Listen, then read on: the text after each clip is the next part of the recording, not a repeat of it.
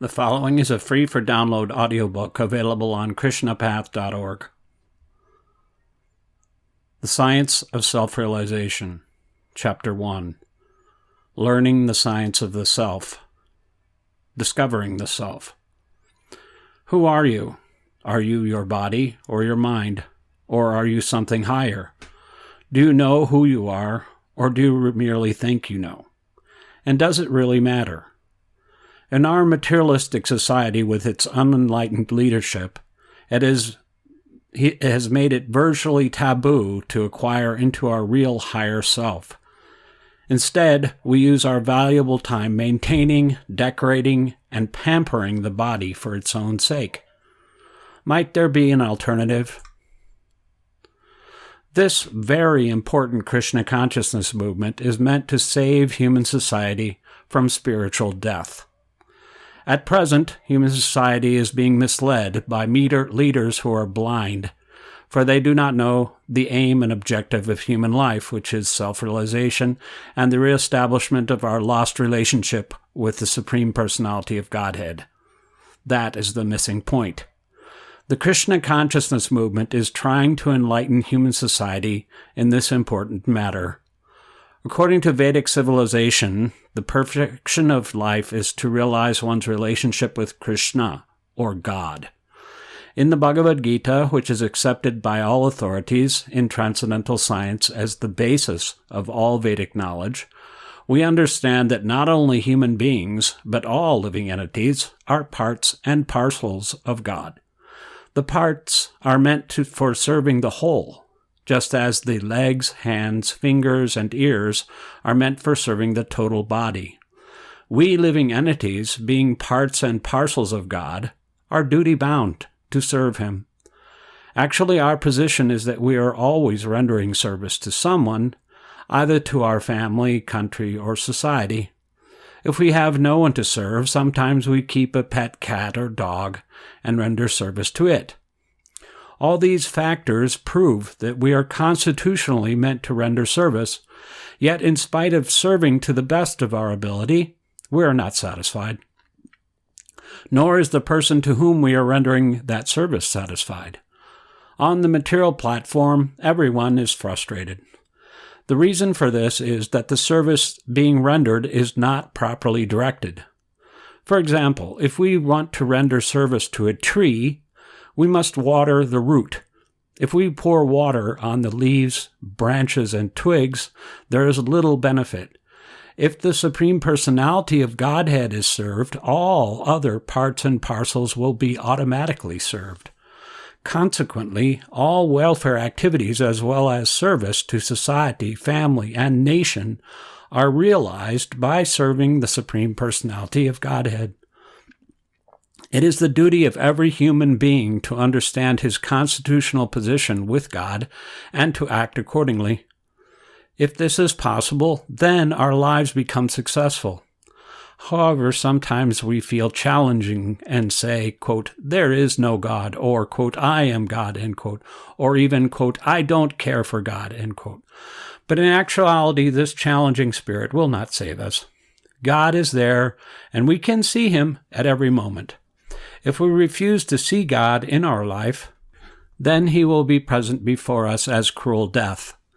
If we do not choose to see Him in one feature, we will see Him in another. There are different features of the Supreme Personality of Godhead because He is the original root of the entire cosmic manifestation. In one sense, it is not possible for us to escape Him. This Krishna consciousness movement is not blind religious fanaticism, nor is it a revolt by some recent upstart. Rather, it is an authorized scientific approach to the matter of our eternal necessity in relation with the absolute personality of Godhead, the Supreme Enjoyer.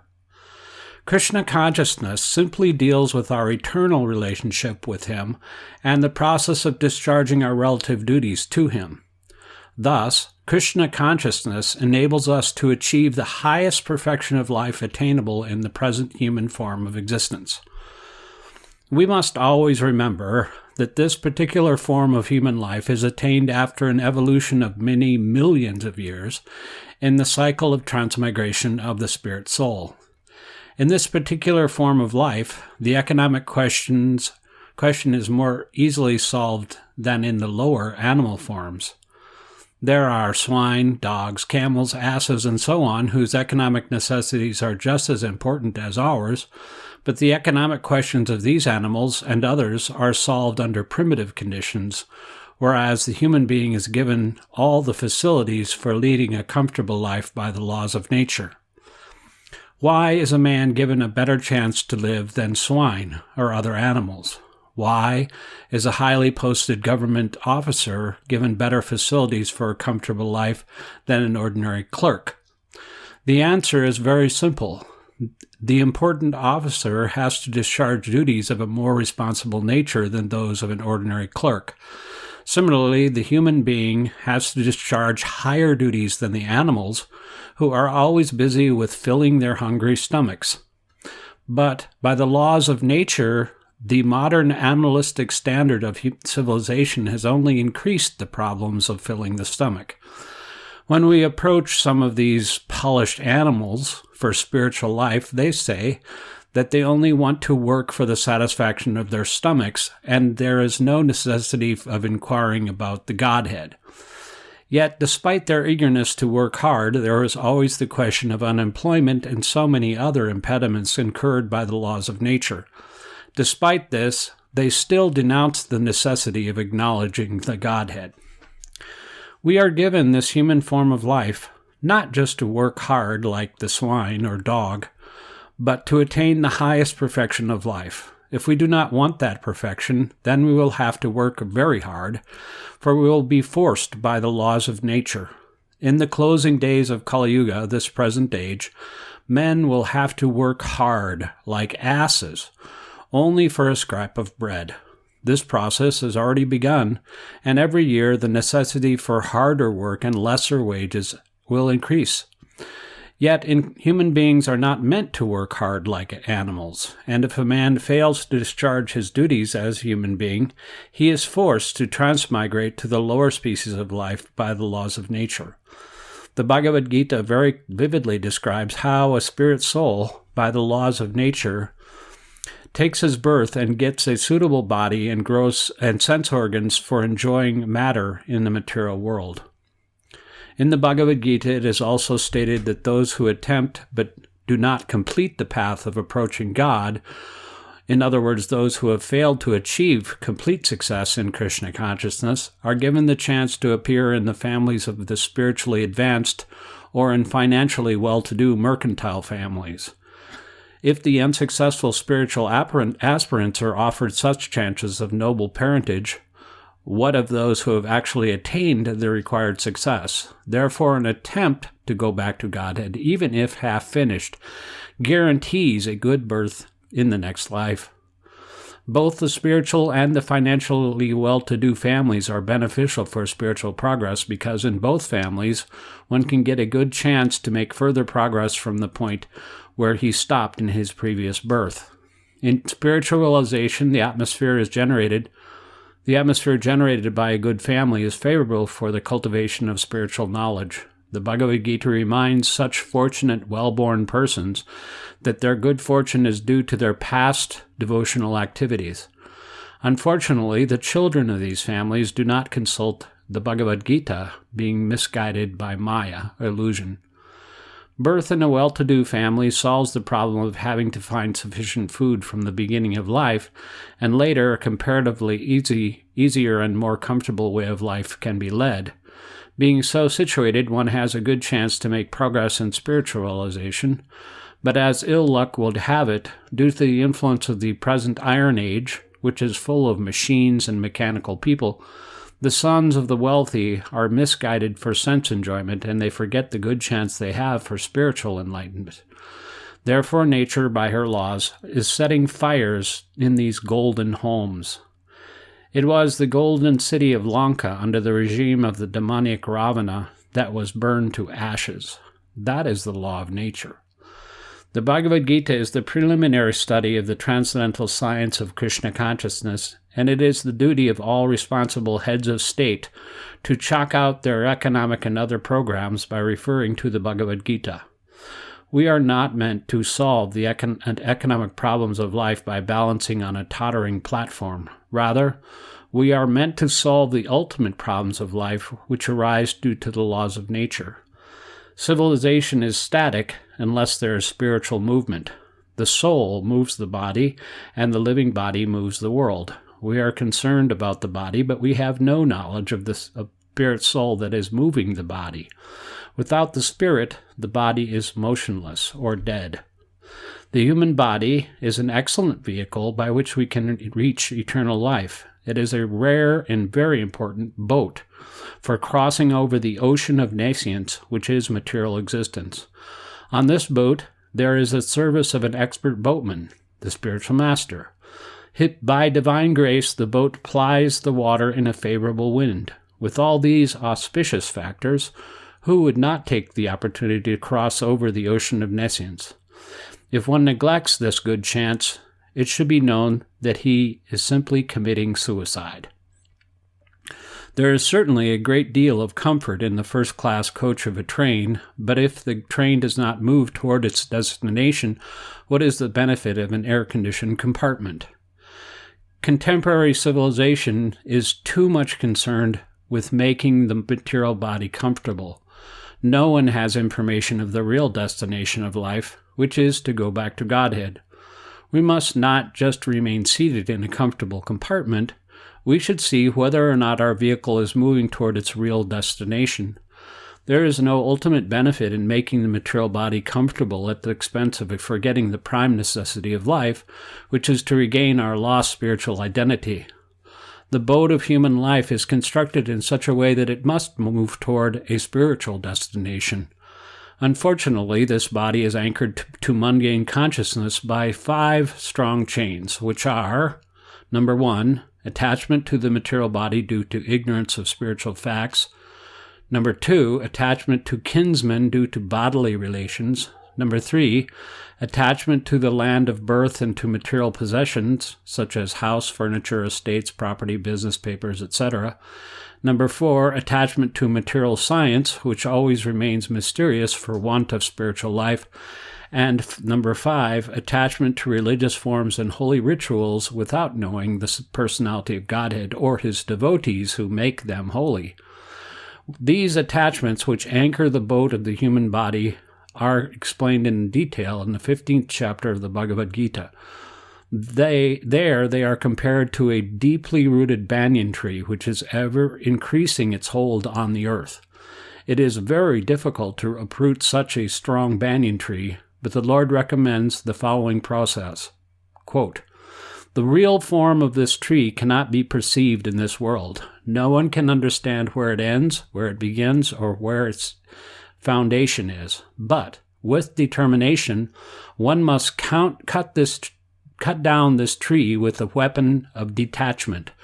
So doing, one must seek that place from which, having once gone, one never returns, and there surrender to that Supreme Personality of Godhead, from whom everything has begun, and in whom everything is abiding since time immemorial." End quote. Bhagavad Gita 15:3 and 4. Neither the scientists nor speculative philosophers have yet arrived at any conclusion concerning the cosmic situation. All they have done is posit different theories about it. Some of them say that the material world is real, others say that it is a dream, and yet others say that it is ever existing. In this way, different views are held by mundane scholars, but the fact is that no mundane scientist or speculative philosophers has ever discovered the beginning of the cosmos or its limitations. No one can say when it began or how it floats in space. They theoretically propose some laws, like the law of gravitation, but actually they cannot put this law into practical use. For want of actual knowledge of the truth, everyone is anxious to promote his own theory to gain certain fame, but the actual fact is that this material world is full of miseries, and that no one can overcome them simply by promoting some theories about the subject. The personality of Godhead, who is fully cognizant of everything in his creation, informs us that it is in our best interest that we desire to get out of this miserable existence. We must detach ourselves from everything material.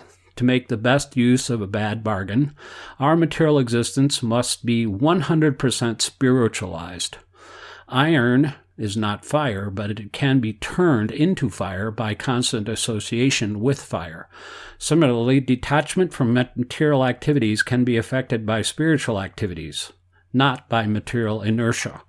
Material inertia is the negative side of material action, but spiritual activity is not only the negation of material action, but the activation of our real life.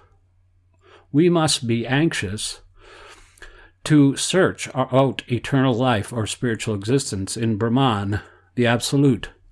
The eternal kingdom of Brahman is described in the Bhagavad Gita as that eternal country from which no one returns. That is the kingdom of God.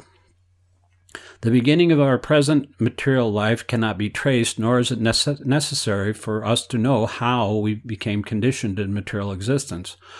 We have to be satisfied with the understanding that somehow or other this material life has been going on since time immemorial, and now our duty is to surrender unto the Supreme Lord, who is the original cause of all causes.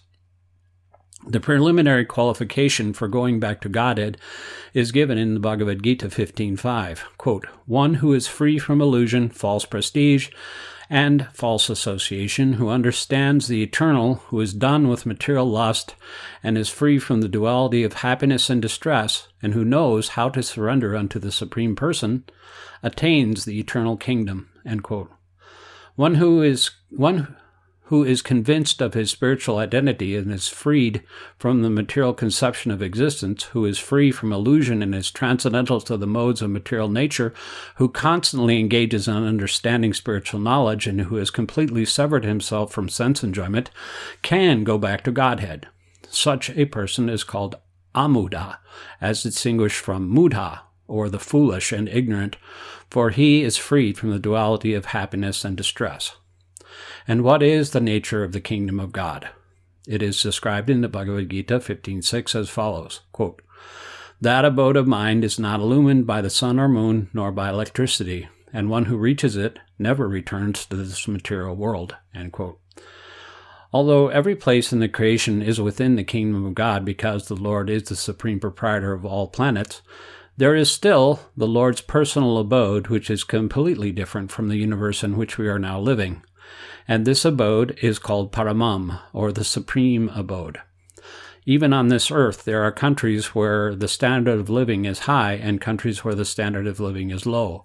Besides this earth, there are innumerable other planets distributed all over the universe, and some are considered superior places and some inferior places. In any case, all planets within the jurisdiction of the external energy, material nature, requires the rays of a sun or the light of fire for their existence, because this material universe is a region of darkness. Beyond this region, however, is a spiritual realm which is described as functioning under the superior nature of God.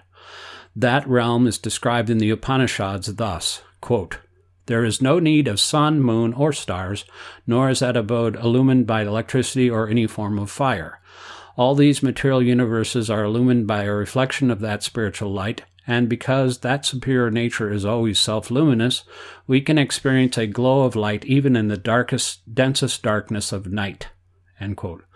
In the Hare Vamsa, the spiritual nature is explained by the Supreme Lord himself as follows, quote, "The glaring effulgence of the impersonal Brahman, the impersonal Absolute, illuminates all existences, both material and spiritual. But, O Bharata, you must understand that this Brahman illumination is the effulgence of my body." End quote. In the Brahma Samhita, this conclusion is also confirmed. We should not think that we can attain that abode by any material means, such as spaceships, but we should know for certain that one who can attain that spiritual abode of Krishna can enjoy eternal spiritual bliss without interruption. As fallible living entities, we have two phases of existence. One is called material existence, which is full of the miseries of birth, death, old age, and disease, and the other is called spiritual existence, in which there is an incessant spiritual life of eternity, bliss, and knowledge. In material existence, we are ruled by the material conception of the body and mind, but in spiritual existence, we can always relish the happy, transcendental contact of the personality of Godhead. In spiritual existence, the Lord is never lost to us. The Krishna consciousness movement is trying to bring that spiritual existence to humanity at large. In our present material consciousness, we are attached to the sensual material conception of life, but this conception can be removed at once by devotional service to Krishna or Krishna consciousness. If we adopt the principles of devotional service, we can become transcendental to the material conceptions of life and be liberated from the modes of goodness, passion, and ignorance, even in the midst of various material engagements. Everyone who is engaged in material affairs can derive the highest benefit from the pages of Back to Godhead or the other literatures of this Krishna consciousness movement. These literatures help all people sever the roots of the indefatigable banyan tree of material existence. These literatures are authorized to train us to renounce everything related to the material conception of life and to relish spiritual nectar in every object. This stage is attainable only by devotional service and nothing else. By rendering such service, one can get at once liberation, mukti, even during this present life. Most spiritual endeavors are tinged with the colors of materialism, but pure devotional service is transcendental to all material pollution. Those who desire to go back to Godhead need only adopt the principles of this Krishna consciousness movement and simply aim their consciousness at the lotus feet of the Supreme Lord, the personality of Godhead, Krishna. What is Krishna consciousness? The following interview with freelance reporter Sandy Nixon took place in July 1975 in Srila Prabhupada's quarters at the Krishna Center in Philadelphia. This discussion serves as a superb introduction to Krishna consciousness and covers such basic topics as the Hare Krishna mantra, the relationship between the spiritual master and God, the difference between genuine and fake gurus, the role of women in Krishna consciousness, the Indian caste system, and the relationship between Christ consciousness and Krishna consciousness. Ms. Nixon, my first question is very basic. What is Krishna consciousness? Srila Prabhupada. Krishna means God. We are all intimately connected with him because he is our original father. But we have forgotten this connection. When we become interested in knowing, quote, what is my connection with God? What is the aim of life, end quote, then we are called Krishna conscious. Ms. Nixon. How does Krishna consciousness develop in the practitioner? Srila Prabhupada. Krishna consciousness is already there in the core of everyone's heart, but because of our materially conditioned life, we have forgotten it. The process of chanting the Hare Krishna Maha Mantra, Hare Krishna, Krishna Krishna, Hare Hare, Hare Rama, Rama Rama, Hare Hare, revives the Krishna consciousness we already have. For example, a few months ago, these American and European boys and girls did not know about Krishna. But just yesterday, we saw how they were chanting Hare Krishna and dancing in ecstasy throughout the whole Rath Yatra procession, an annual festival sponsored by the Krishna Consciousness movement in cities around the world. Do you think that was artificial? No. Artificially, no one can chant and dance for hours together. They have actually awakened their Krishna consciousness by following a bona fide process. This is explained in the Chaitanya Charitamrita, Madhya Lila 22.107. Nitya Sira Krishna Prema Sadip Kabunai, Shravanadi Sudi Cheti Kariyayadoi. Krishna consciousness is dormant in everyone's heart, and when one comes in contact with devotees, it is awakened. Krishna consciousness is not artificial. Just as a young boy awakens his natural attraction for a young girl and her association, similarly, if one hears about Krishna in the association of devotees, he awakens his dormant Krishna consciousness. Ms. Nixon, what is the difference between Krishna consciousness and Christ consciousness? Srila Prabhupada. Christ consciousness is also Krishna consciousness, but because at present people do not follow the rules and regulations of Christianity, the commandments of Jesus Christ, they do not come to the standard of God consciousness. Ms. Nixon, what is unique about Krishna consciousness among all religions? Srila Prabhupada. Primarily, religion means to know God and to love Him. That is religion. Nowadays, because of lack of training, nobody knows God, what to speak of loving Him. People are satisfied simply going to church and praying, quote, "O God, give us our daily bread," end quote. In the Srimad Bhagavatam, this is called a cheating religion because the aim is not to know and love God, but to gain some personal profit. In other words, if I profess to follow some religion, but I do not know who God is or how to love Him, I am practicing a cheating religion. As far as the Christian religion is concerned, ample opportunity is given to understand God, but no one is taking it. For example, the Bible contains the commandment, quote, "Thou shalt not kill," end quote. But Christians have built the world's best slaughterhouses. How can they become God conscious if they disobey the commandment of Lord Jesus Christ? And this is going on not just in the Christian religion, but in every religion.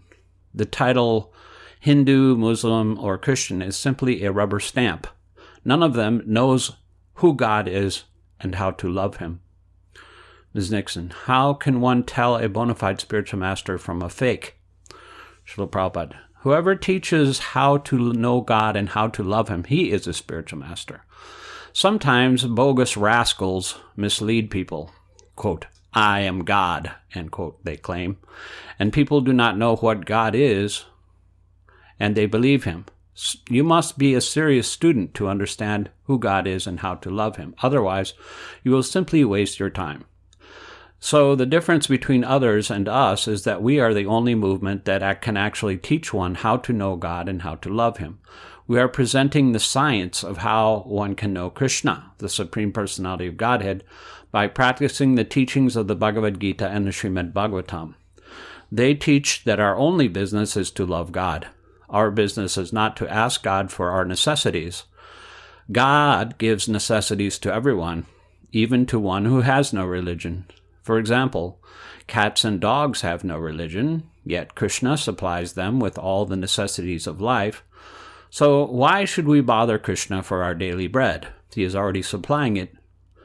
Real religion means to learn how to love Him. The Srimad Bhagavatam 126 says, "Savai pumsam paro dharmo jato bhakti radoksaja ahoitikiya pratiyata masu prasidati." First-class religion teaches how to love God without any motive. If I serve God for some profit, that is a business, not love. Real love is ahoitikiya pratiyata. It cannot be checked by any material cause. It is unconditional. If one actually wants to love God, there is no impediment. One can love Him whether one is rich or poor, young or old, black or white. Ms. Nixon, do all paths lead to the same end? Srila Prabhupada, no. There are 4 classes of men, the karmis, the jnanis, the yogis, and the bhaktas, and each achieves a different goal. The karmis work for some material profit. For example, in the city, many people work hard day and night, and their purpose is to get some money. Thus, they are fruitive workers, or karmis. A jnani is a person who thinks, quote, "Why am I working so hard? The birds, bees, elephants, and other creatures have no profession, yet they are also eating. Why should I unnecessarily go to work so hard? Rather, let me try to solve the problems of life, birth, death, old age, and disease," end quote. Jnanis try to become immortal. They think that if they merge into God's existence, Then they will become immune to birth, death, old age, and disease. And yogis try to acquire some mystic power to exhibit a wonderful show. For instance, a yogi can become very small. If you put him into a locked room, he can come out through any tiny space. By showing this kind of magic, the yogi is immediately accepted as a very wonderful man. Of course, modern yogis simply show some just gymnastics. They have no real power. But a real yogi has some power, which is not spiritual but material. So the yogi wants mystic power, the jnani wants salvation from the miseries of life, and the karmi wants material profit.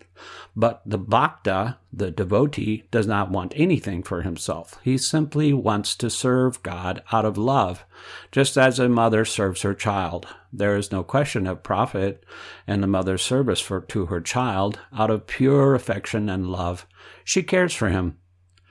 When you come to this stage of loving God, that is perfection. Neither the karmi, the jnani, nor the yogi can know God, only the bhakta. As Krishna says in Bhagavad Gita, 1855, Bhakti-mam abhijaranti, quote, only through the process of bhakti can one understand God, end quote. Krishna never says that one can understand him by other processes. No, only through bhakti. If you are interested in knowing God and loving him, then you must accept the devotional process. No other process will help you. Ms. Nixon, what transformation does one undergo on the path? Srila Prabhupada, no transformation. Your original consciousness is Krishna consciousness. Now your original consciousness is covered by so much rubbish. You have to cleanse it, and then Krishna consciousness. Our consciousness is like water.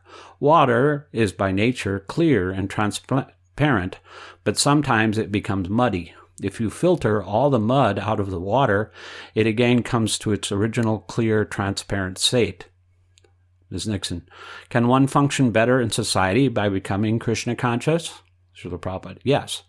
You can see that my disciples are not drunkards or meat eaters, and from a psychological point of view, they are very clean. They'll never be attacked by serious diseases. Actually, giving up meat eating is not a question of Krishna consciousness, but of civilized human life. God has given human society so many things to eat. Nice fruits, vegetables, grain, and first-class milk. From milk, one can prepare hundreds of nutritious foods, but no one knows the art. Instead, people are maintaining big slaughterhouses and eat meat. They are not even civilized. When man is uncivilized, he kills poor animals and eats them. Civilized men know the art of preparing nutritious food from milk. For instance, on our new Vrindavan farm in West Virginia, we make hundreds of first-class preparations from milk.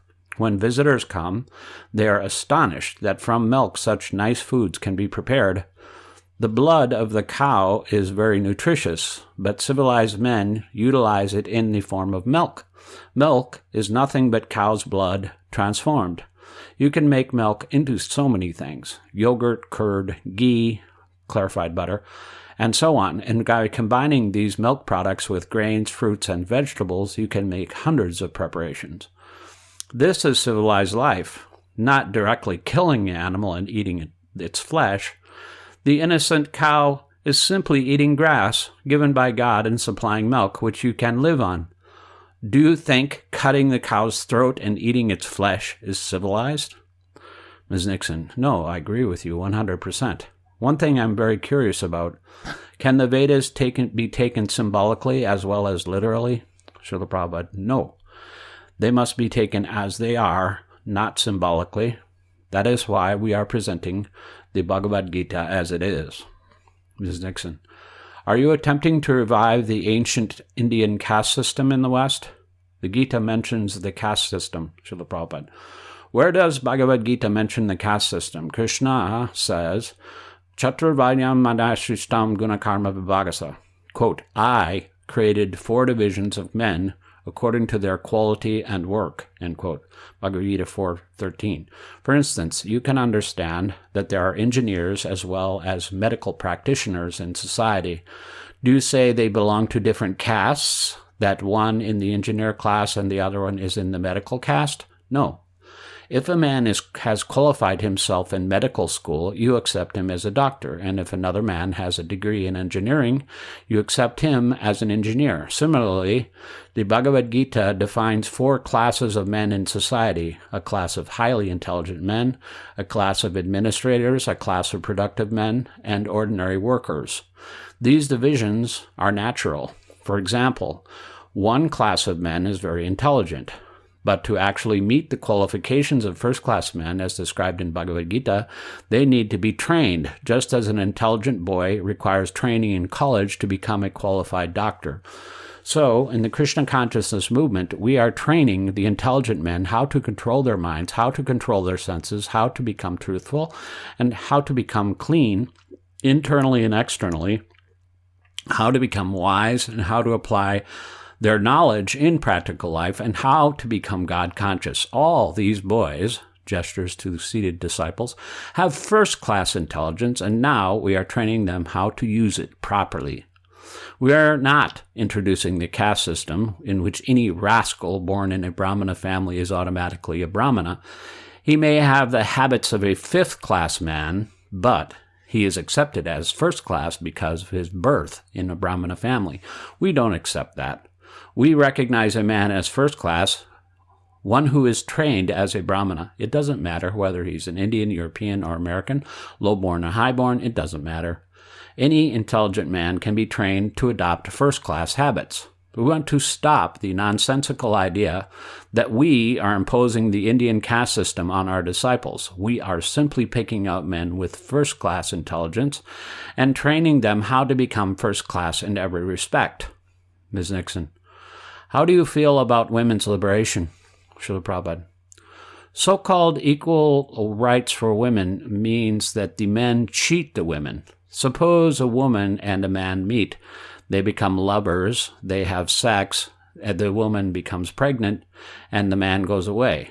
The woman has to take charge of the child and beg alms from the government, or else she kills the child by having an abortion. That is the woman's independence.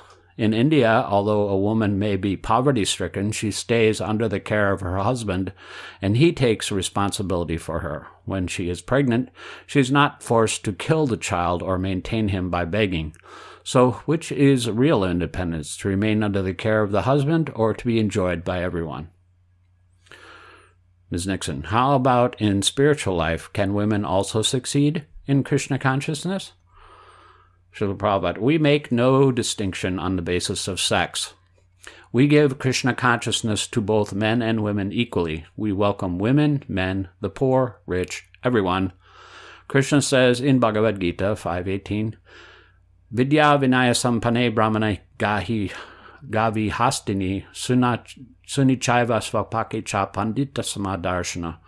Quote, the humble sage, by virtue of true knowledge, sees with equal vision a learned and gentle brahmana, a cow, an elephant, a dog, and a dog-eater. End quote. Ms. Nixon, could you explain the meaning of the Hare Krishna mantra? Srila Prabhupada, it is very simple. Hare means, quote, O energy of the Lord, end quote. And Krishna means, quote, O Lord Krishna, end quote. Just as there are males and females in the material world, similarly, God is the original male, Purusha, and his energy, Prakriti, is the original female. So, when we chant Hare Krishna, we are saying, quote, O Lord Krishna, O energy of Krishna, kindly engage me in your service, end quote. Ms. Nixon, could you please tell me a little bit about your life and how you knew that you were the spiritual master of the Krishna consciousness movement? Srila Prabhupada. My life is simple. I was a householder with a wife and children. Now I have grandsons. When my spiritual master ordered me to go to the Western countries and preach the cult of Krishna consciousness, I left everything on the order of my spiritual master, and now I am trying to execute his orders and the orders of Krishna. Mrs. Nixon, how old were you when he told you to go to the West? Srila Prabhupada, at our first meeting, he ordered me to preach Krishna consciousness in the West. I was then 25 years old, a married man with 2 children. I tried my best to carry out his orders and started managing Back to Godhead magazine in 1944 when I was still in household life. I started writing books in 1959 after retiring from family life, and in 1965 I came to the United States. Ms. Nixon: You have said that you are not God, and yet it appears to me as an outsider that your devotees treat you as if you were God. Srila Prabhupada: Yes, that is their duty. Because the spiritual master is executing God's order, he should be respected as much as God, just as a government officer should be respected as much as the government because he executes the government's order. Even if an ordinary policeman comes, you have to respect him because he is a government man. But that does not mean he is the government.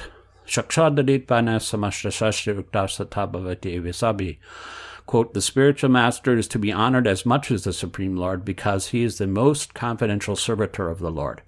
This is acknowledged in all revealed scriptures and followed by all authorities. End quote. Ms. Nixon: I also wonder about the many beautiful material things that devotees bring you. For instance, you left the airport in a beautiful, fancy car. I wonder about this because, Srila Prabhupada, that teaches the disciples how to regard the spiritual master as good as God. If you respect the government representative as much as you respect the government, then you must treat him opulently. If you respect the spiritual master as much as God, then you must offer him the same facilities you would offer God.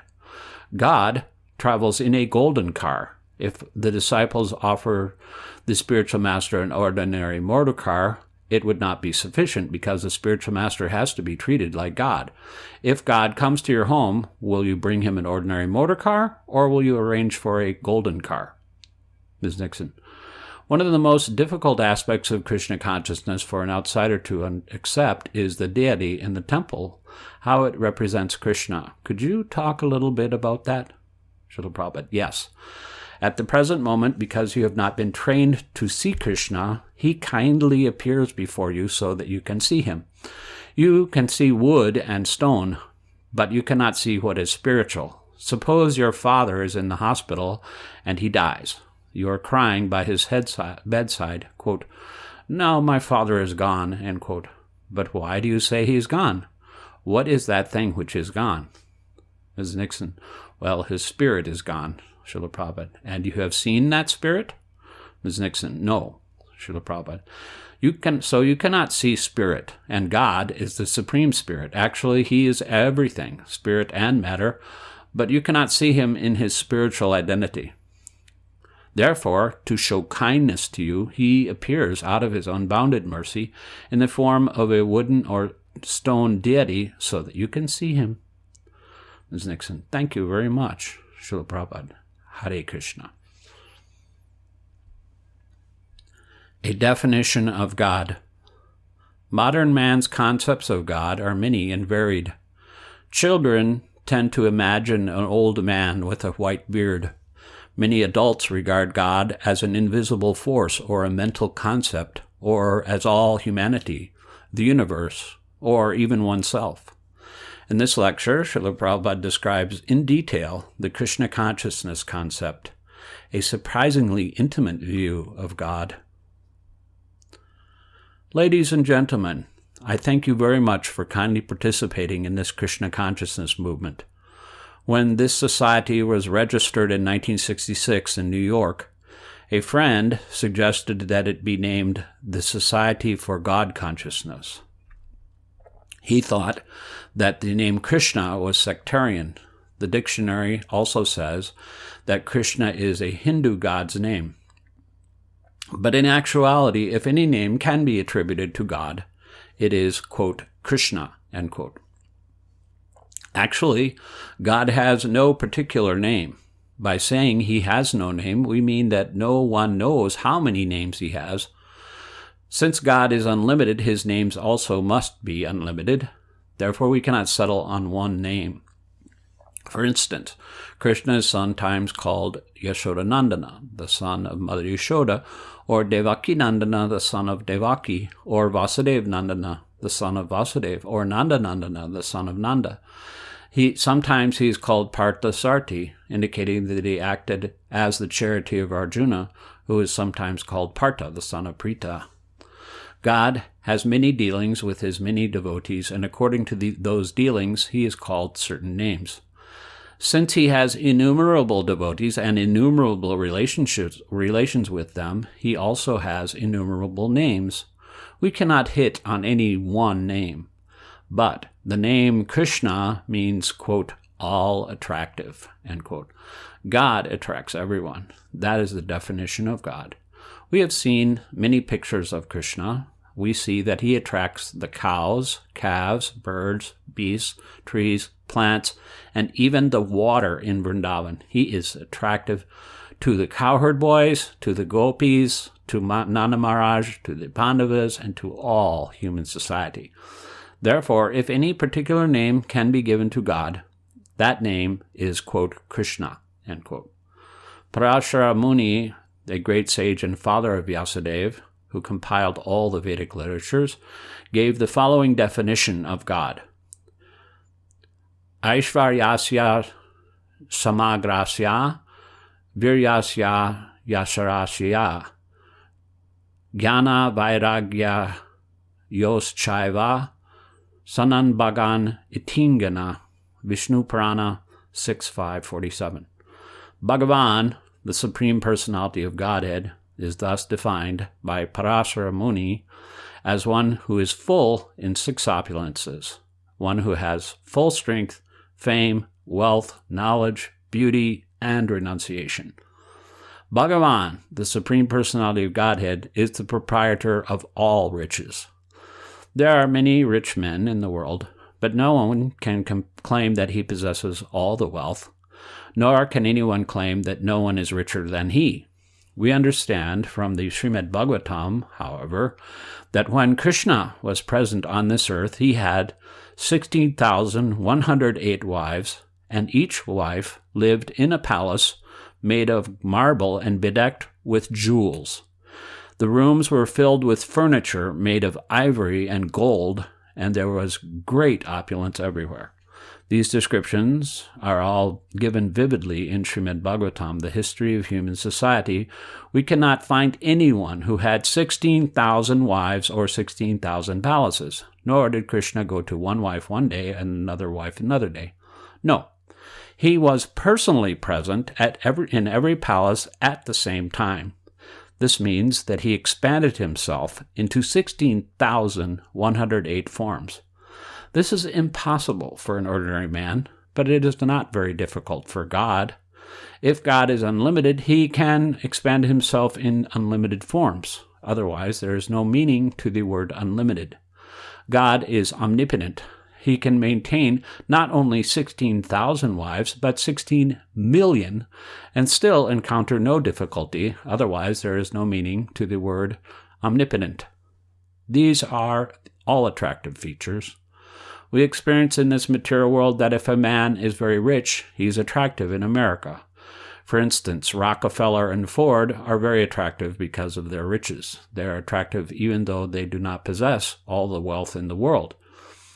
How much more attractive, then, is God, who is the possessor of all riches? Similarly, Krishna has unlimited strength. His strength was present from the moment of his birth. When Krishna was only 3 months old, the Putana demon attempted to kill him, but instead she was killed by Krishna. That is God. God is God from the beginning. He does not become God by some meditation or mystic power. Krishna is not that type of God. Krishna was God from the very beginning of his appearance. Krishna also has unlimited fame. Of course, we are devotees of Krishna and know of him and glorify him, but apart from us, many millions in the world are aware of the fame of Bhagavad Gita. In all countries all over the world, the Bhagavad Gita is read by philosophers, psychologists, and religionists. They are also finding very good sales with our Bhagavad Gita as it is. This is because the commodity is pure gold. There are many editions of the Bhagavad Gita, but they are not pure. Ours is selling because we are presenting the Bhagavad Gita as it is. The fame of the Bhagavad Gita is Krishna's fame. Beauty, another opulence, is possessed unlimitedly by Krishna. Krishna himself is very beautiful, as are all his associates. Those who are pious in a previous life accept and receive the opportunity in this material world to take birth in good families and good nations. The American people are very rich and beautiful, and these opulences are a result of pious activities. All over the world, people are attracted to the Americans because they are advanced in scientific knowledge, riches, beauty, and so on. This planet is an insignificant planet within the universe, yet within this planet, one country, America, has so many attractive features. We can just imagine, then, how many attractive features must be possessed by God, who is the creator of the entire cosmic manifestation. How beautiful must he be, he who has created all beauty? A person is attractive not only because of his beauty, but also because of his knowledge. A scientist or philosopher may be attractive because of his knowledge, but what knowledge is more sublime than that given by Krishna in the Bhagavad Gita? There is no comparison in the world to such knowledge. At the same time, Krishna possesses full renunciation, vairagya. So many things are working under Krishna's direction in this material world, but actually Krishna is not present here. A big factory may continue to work, although the owner may not be present. Similarly, Krishna's potencies are working under the directions of his associates, the demigods. Thus, Krishna himself is aloof from the material world. This is all described in the revealed scriptures. God, therefore, has many names according to his activities, but because he possesses so many opulences, and because with these opulences he attracts everyone, he is called Krishna. The Vedic literature asserts that God has many names, but, quote, Krishna, end quote, is the principal name. The purpose of this Krishna consciousness movement is to propagate God's name, God's glories, God's activities, God's beauty, and God's love. There are many things within this material world, and all of them are within Krishna. The most prominent feature of this material world is sex, and that is also present in Krishna. We are worshiping Radha and Krishna, and attraction exists between them, but material attraction and spiritual attraction are not the same. In Krishna, sex is real, but here in the material world, it is unreal. Everything we deal with here, it is present in the spiritual world, but here it has no real value. It is only a reflection. In store windows, we see many mannequins, but no one cares about them, but because everyone knows that they are false. A mannequin may be very beautiful, but still, it is false. When people see a beautiful woman, however, they are attracted because they think she is real. In actuality, the so-called living are also dead because this body is simply a lump of matter. As soon as the soul leaves the body, no one would care to see the so-called beautiful body of the woman. The real factor, the real attracting force, is the spiritual soul. In the material world, everything is made of dead matter. Therefore, it is simply an imitation. The reality of things exists in the spiritual world. Those who have read the Bhagavad Gita can understand what the spiritual world is like. It is therefore, for there it is described, Parastasmat tu bhavo nyo vyakto vyaktat sanatana yasasavishu bhuteshu nasyatsu na vinasyati. Quote, yet there is another nature which is eternal and is transcendental to this manifest and unmanifested matter. It is supreme and is never annihilated. When all in this world is annihilated, that part remains as it is. End quote. Bhagavad Gita 8:20. Scientists are attempting to calculate the length and breadth of this material world, but they cannot begin. It will take them thousands of years simply to travel to the nearest star, and what to speak of the spiritual world. Since we cannot know the material world, how can we know what is beyond it? The point is that we must know from authoritative sources. The most authoritative source is Krishna, for he is the reservoir of all knowledge. No one is wiser or more knowledgeable than Krishna. Krishna informs us that beyond this material world is a spiritual sky, which is filled with innumerable planets. That sky is far, far greater than material space, which constitutes only 1/4 of the entire creation. Similarly, the living entities within the material world are but a small portion of the living entities throughout the creation. This material world is compared to a prison, and just as prisoners represent only a small percentage of the total population, so the living entities within the material world constitute but a fragmental portion of all living entities. Those who have revolted against God, who are criminal, are placed in this material world. Sometimes criminals say that they don't care for the government, but nonetheless they are arrested and punished. Similarly, living entities who declare their defiance of God are placed in the material world. Originally, the living entities are all part and parcel of God and are related to Him just as sons are related to their father. Christians also consider God the Supreme Father. Christians go to church and pray, quote, "Our Father, who art in heaven," end quote. The conception of God as Father is also in the Bhagavad Gita 14.4. Sarva yonishu konteya murtaya sambhavantaya stasam brahma bahad aham bijapada pita. Quote, "It should be understood that all species of life, O son of Kunti, are made possible by birth in this material nature, and that I am the seed-giving Father." End quote.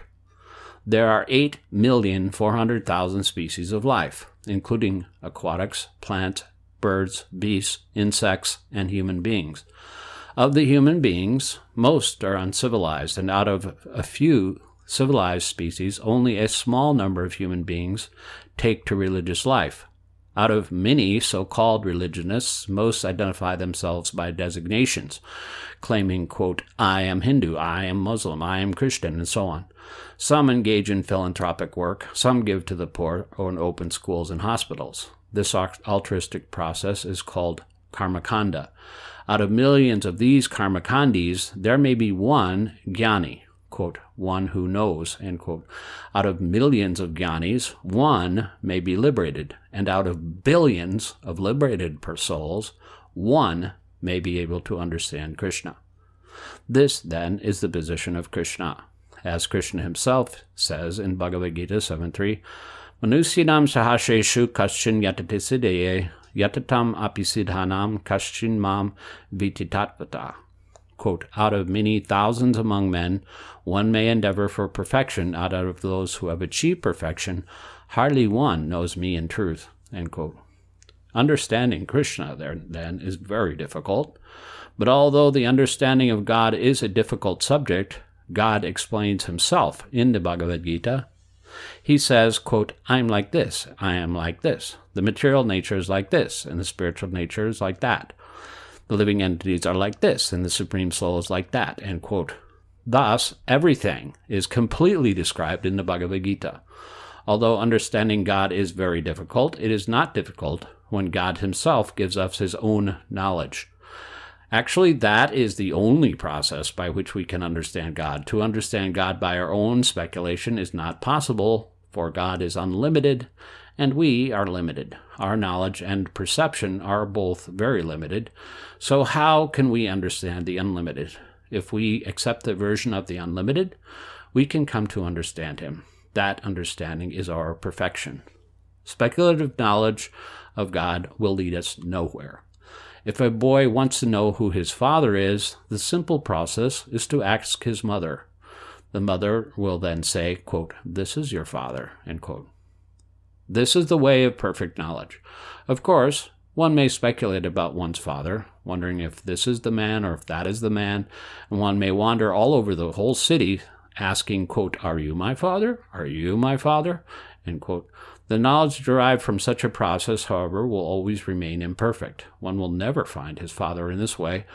The simple process is to take the knowledge from an authority, in this case, the mother. She simply says, quote, "My dear boy, here is your father," end quote. In this way, our knowledge is perfect. Transcendental knowledge is similar. I was just previously speaking of the spiritual world. The spiritual world is not subject to our speculation. God says, quote, "There is a spiritual world, and that is my headquarters," end quote. In this way, we receive knowledge from Krishna, the best authority. We may not be perfect, but our knowledge is perfect because it is received from the perfect source.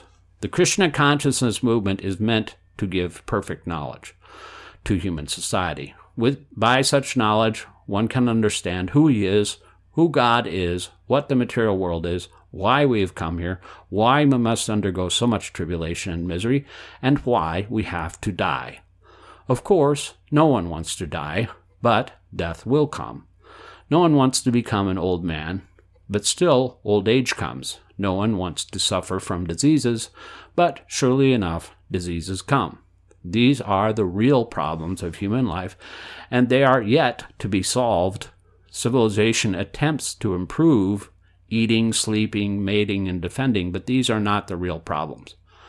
A man sleeps and a dog sleeps. A man is not more advanced simply because he has a nice apartment. In both cases, the business is the same, sleeping. Man has discovered atomic weapons for defense, but the dog also has teeth and claws and can also defend himself. In both cases, defense is there. Man cannot say that because he has the atomic bomb, he can conquer the entire world or the entire universe. That is not possible. Man may possess an elaborate method of defense or a gorgeous method for eating, sleeping, or mating, but that does not make him advanced. We may call his advancement polished animalism, and that is all. Real advancement means knowing God. If we are lacking knowledge of God, we are not actually advanced. Many rascals deny the existence of God because if there is no God, they can continue with their sinful activities. It may be very nice for them to think that there is no God, but God will not die simply because we deny him. God is there and his administration is there. By his orders, the sun is rising, the moon is rising, the water flows, and the oceans abide by the tide. Thus, everything functions under his order. Since everything is going on very nicely, how can one realistically think that God is dead? If there is mismanagement, we say that there is no government. But if there is good management, how can we say that there is no government? Just because people do not know God, they say that God is dead, that there is no God, that God has no form. But we are firmly convinced that there is God and that Krishna is God. Therefore, we are worshiping him. That is the process of Krishna consciousness. Try to understand it. Thank you very much. Reincarnation and beyond. In August of 1976, Srila Prabhupada spent a few weeks at the Bhaktivedanta Manor, 15 miles north of London. During that time, Mike Robinson of London Broadcasting Company interviewed him in his quarters. In their conversation, which was broadcast shortly afterward, Srila Prabhupada revealed that Krishna consciousness is, quote, not some ritualistic ceremony of, quote, I believe, you believe, end quote, but a profound philosophical system in which the science of reincarnation is explained clearly and concisely. Mike Robinson: can you tell me what you believe, what the philosophy of the Hare Krishna movement is? Srila Prabhupada: yes. Krishna consciousness is not a question of belief. It is a science. The first step is to know the difference between a living body and a dead body. What is the difference? The difference is that when someone dies, the spirit soul, or the living force, leaves the body. Therefore, the body is called, quote, dead, end quote. So, there are two things. One, this body, and the other, the living force within the body. We speak of the living force within the body. That is the difference between the science of Krishna consciousness, which is spiritual, and ordinary material science. As such, in the beginning, it is very, very difficult for an ordinary man to appreciate our movement. One must first understand that he is a soul, something other than his body. Mike Robinson. And when will we understand that? Srila Prabhupada. You can understand at any moment, but it requires a little intelligence. For example, as a child grows, he becomes a boy, the boy becomes a young man becomes an adult, and the adult becomes an old man. Throughout all this time, although his body is changing from child to old man, he still feels himself to be the same person with the same identity. Just see, the body is changing, but the occupier of the body, the soul, remains the same. So, we should logically conclude that when our present body dies, we get another body. This is called transmigration of the soul. Mike Robinson. So when people die, it's just the physical body that dies. Srila Prabhupada. Yes, that is explained very elaborately in the Bhagavad Gita 2.20. Najayate mrite vachkarachin, hanyate hanyamani saride. Mike Robinson. Do you often quote references? Srila Prabhupada. Yes. We quote many references. Krishna consciousness is a serious education, not an ordinary religion, to a devotee. Find that verse in Bhagavad Gita, disciple. Najayate mrite vatkarachin, nayam bhutva bhavita vanabayo, ajontya sasratoyam purano, na hanyate hanimani sadide. Quote, for the soul there is never birth nor death, nor having once been does he ever cease to be. He is unborn, eternal, ever-existing, undying, and primeval. He is not slain when the body is slain. End quote. Mike Robinson, thank you very much for reading that. Can you explain to me just a bit more? If the soul is undying, does everyone's soul go to be with God when they die? Srila Prabhupada, not necessarily. If one is qualified, if he qualifies himself in this life to go back home, back to Godhead, then he can go. If he does not qualify himself, then he gets another material body. There are 8,400,000 different bodily forms. According to his desires and karma, the laws of nature give him a suitable body. It's just like when a man contacts some disease and then develops that disease. Is that difficult to understand? Mike Robinson, it is very difficult to understand all of it. Srila Prabhupada. Suppose somebody has contacted smallpox, so after 7 days he develops the symptoms. What is that period called? Mike Robinson, incubation? Srila Prabhupada, incubation. You cannot avoid it. You have contacted some disease, it will develop by nature's law. Similarly, during this life, you associate with various modes of material nature, and that association will decide what kind of body you are going to get in your next life. That is strictly under the laws of nature. Everyone is controlled by the laws of nature. They are completely dependent, but out of ignorance, people think that they are free. They're not free.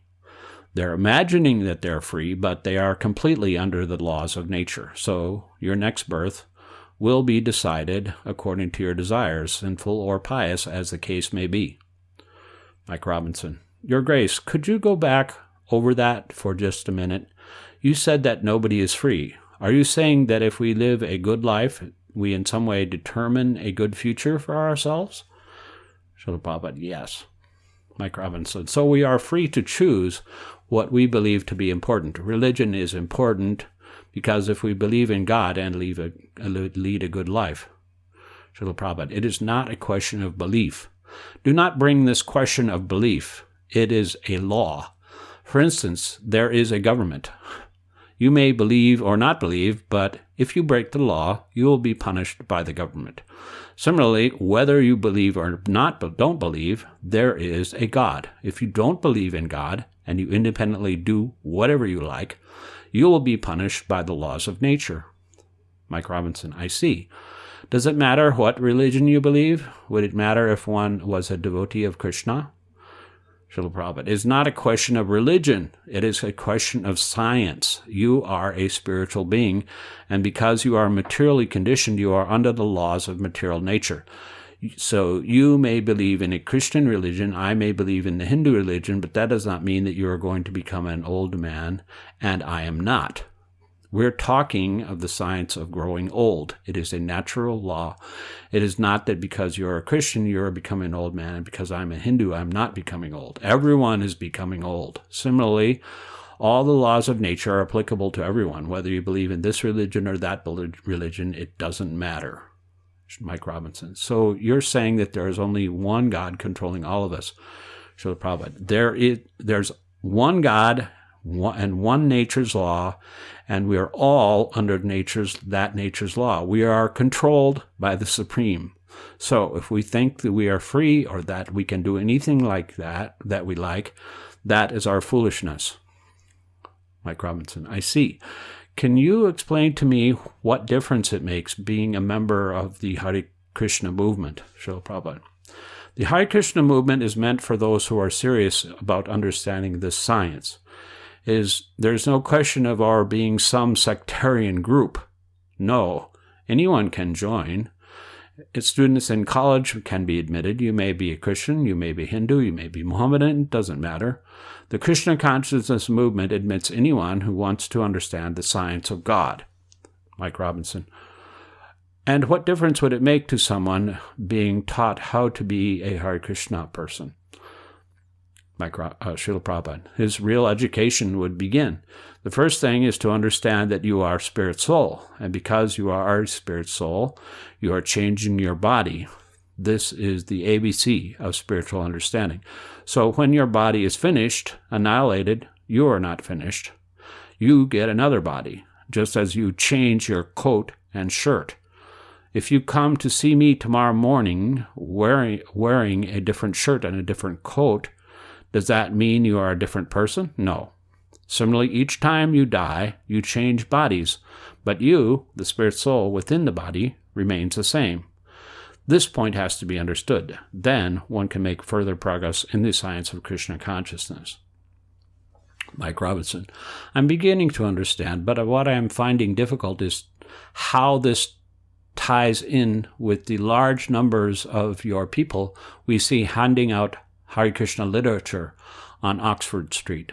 Srila Prabhupada. This literature is meant to convince people about the need for spiritual life. Mike Robinson. And you're not really concerned whether or not they join the Hare Krishna movement. Srila Prabhupada. It doesn't matter. Our mission is to educate them. People are in ignorance. They are living in a fool's paradise, thinking that when their body is finished, everything is finished. That is foolishness. Mike Robinson. And you are basically just concerned to tell them that there is a spiritual dimension to life. Srila Prabhupada. Our first concern is to tell you that you are not this body, that your body is your covering, your shirt and coat, and that within your body you are living.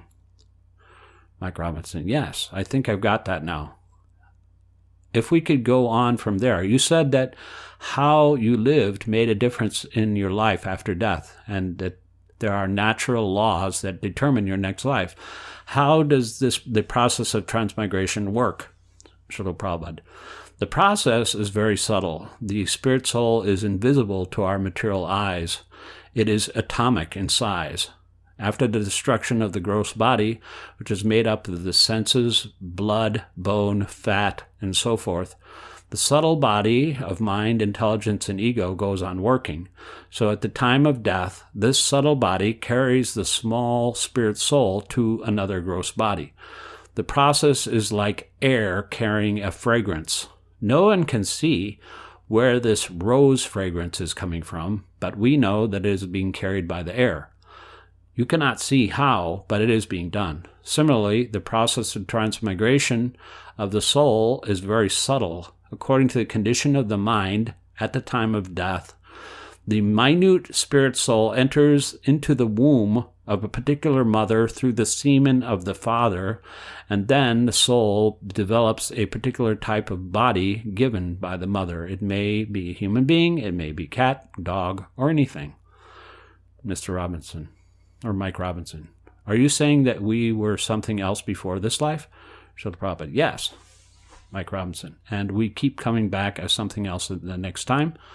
Srila Prabhupada. Yes, because you are eternal. According to your work, you are simply changing bodies.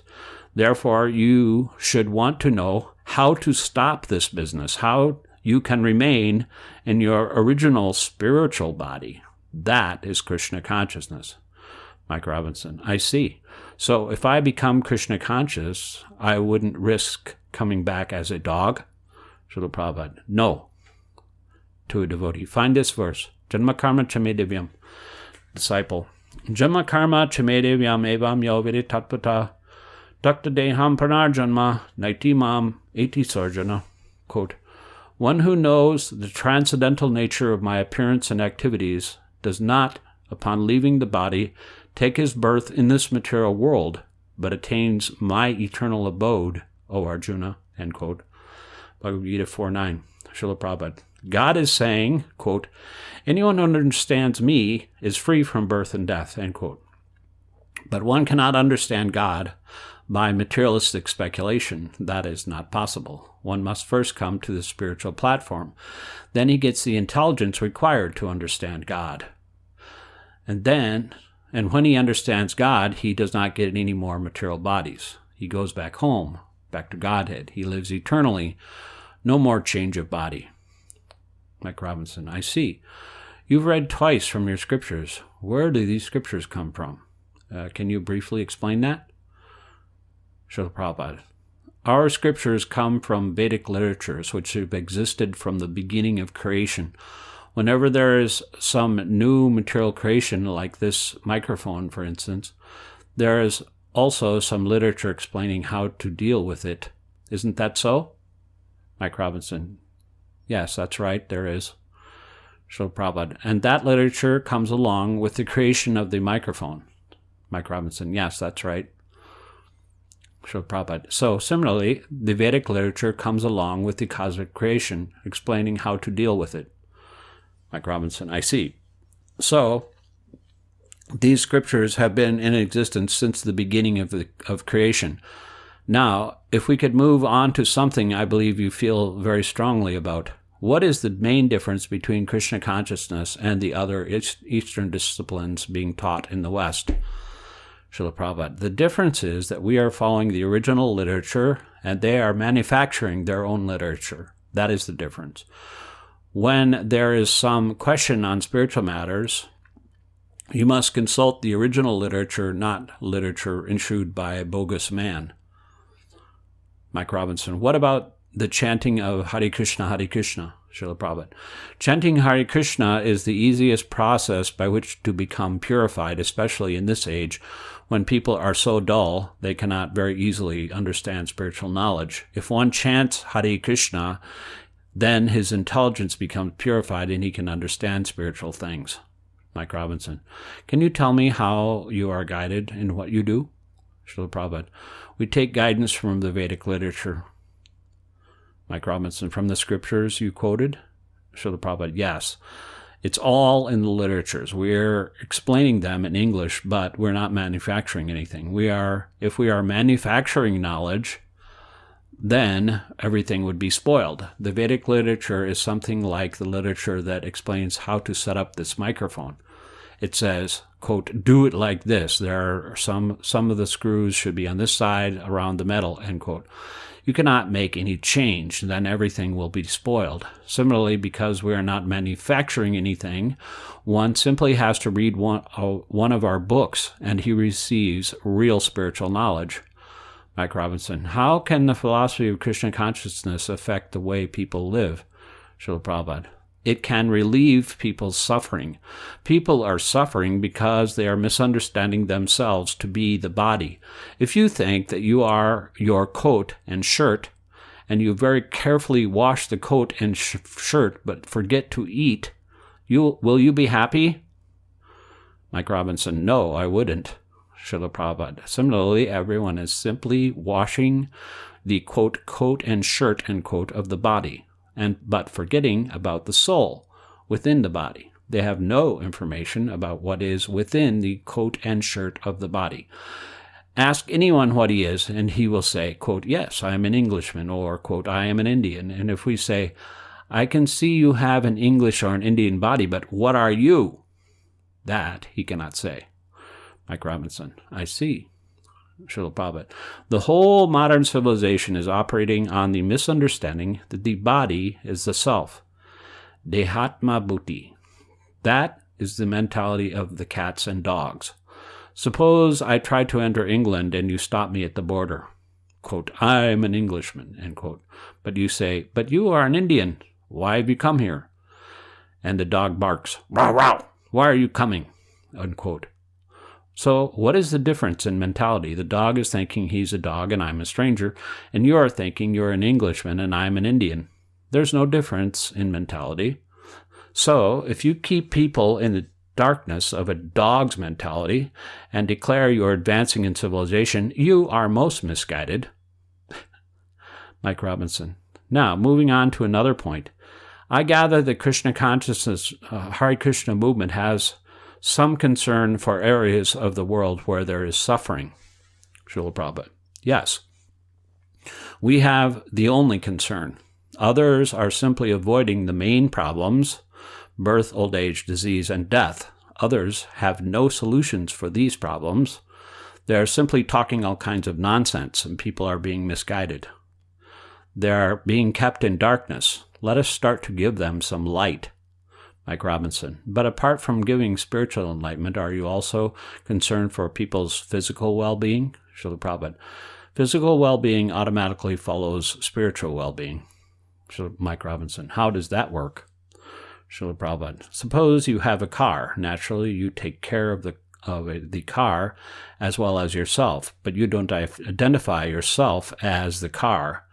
You don't say, I am this car, end quote. That is nonsense. But this is what people are doing.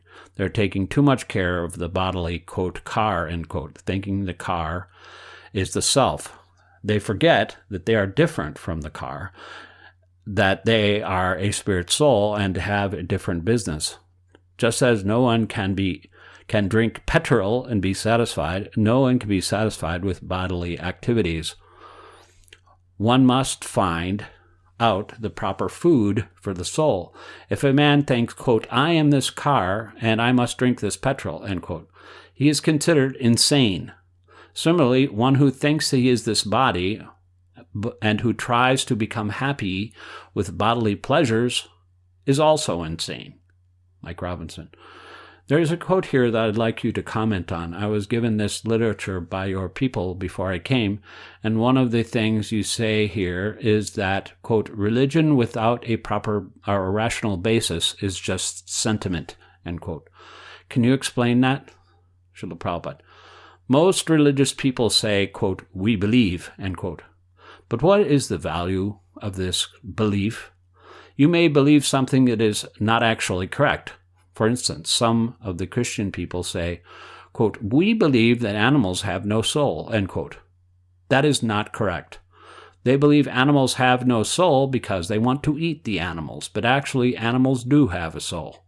Mike Robinson. And how do you know that the animal has a soul? Srila Prabhupada, you can know also. Here is the scientific proof. The animal eats, you eat. The animal sleeps, you sleep. The animal has sex, you have sex.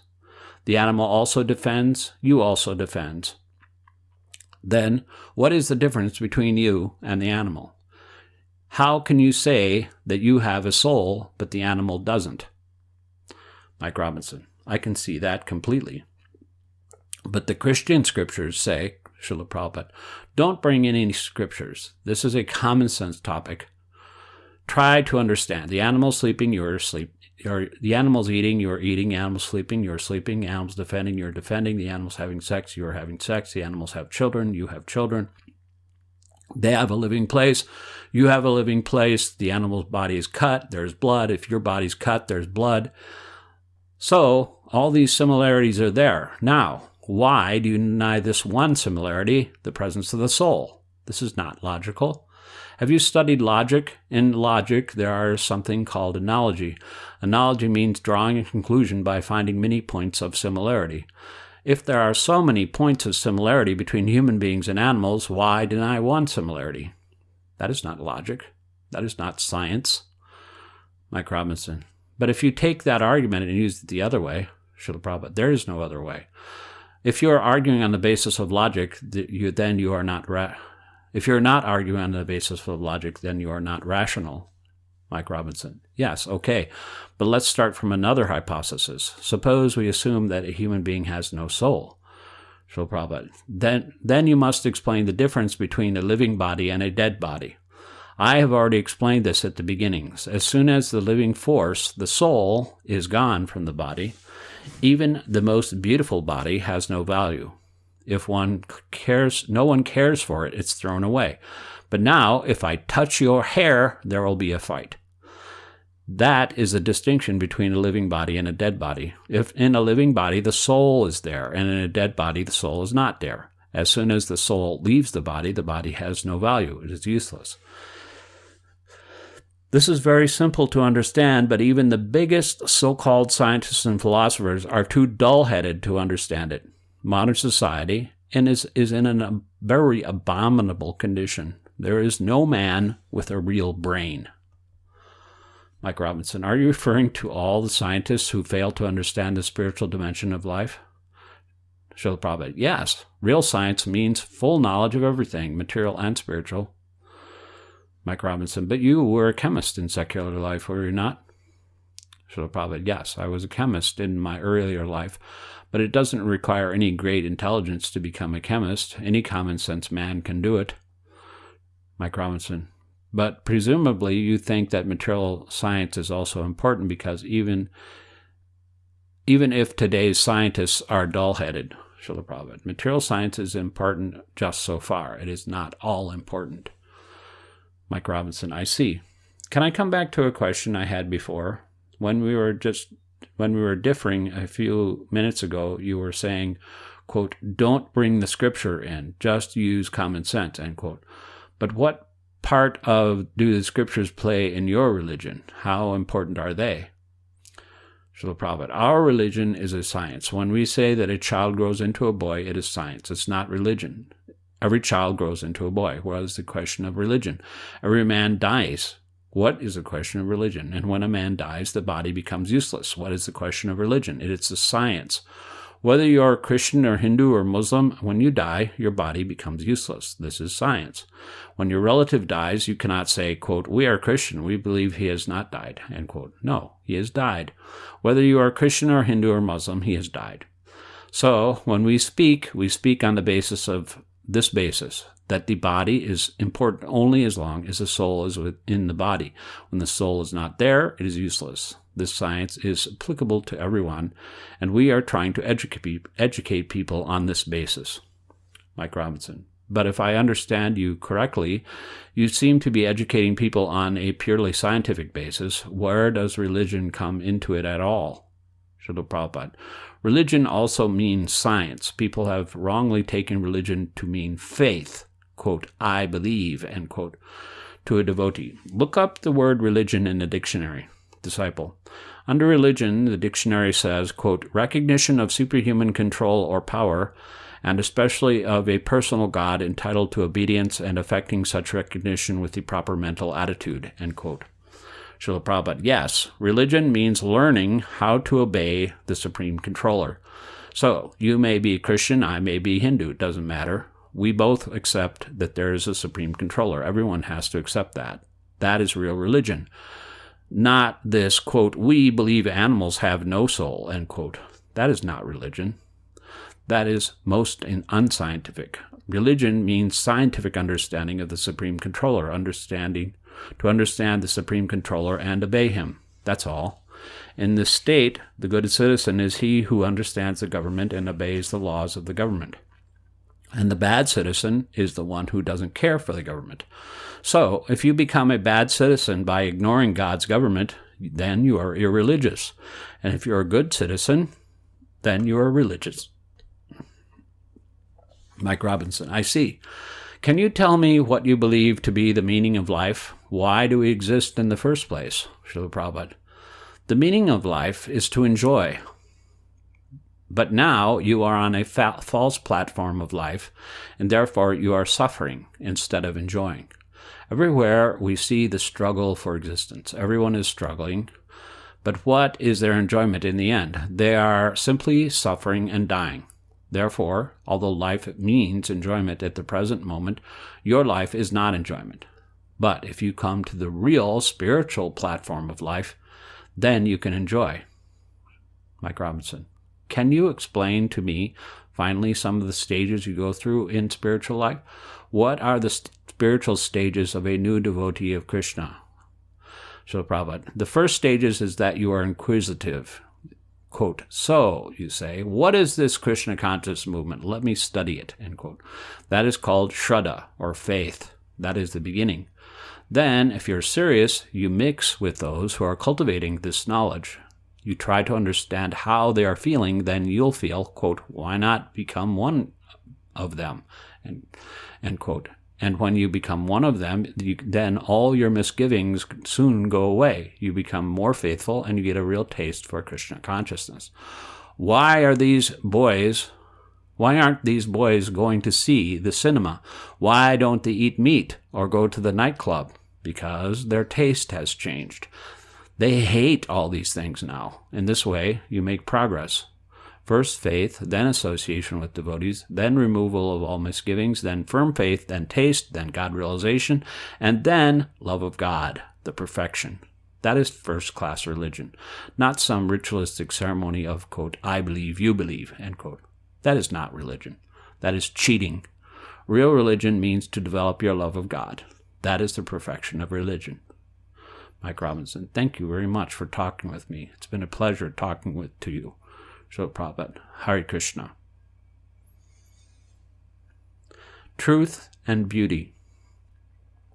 Srila Prabhupada first published this essay in India in the old tabloid version of his then fortnightly magazine Bhakti Godhead, December 20th, 1958.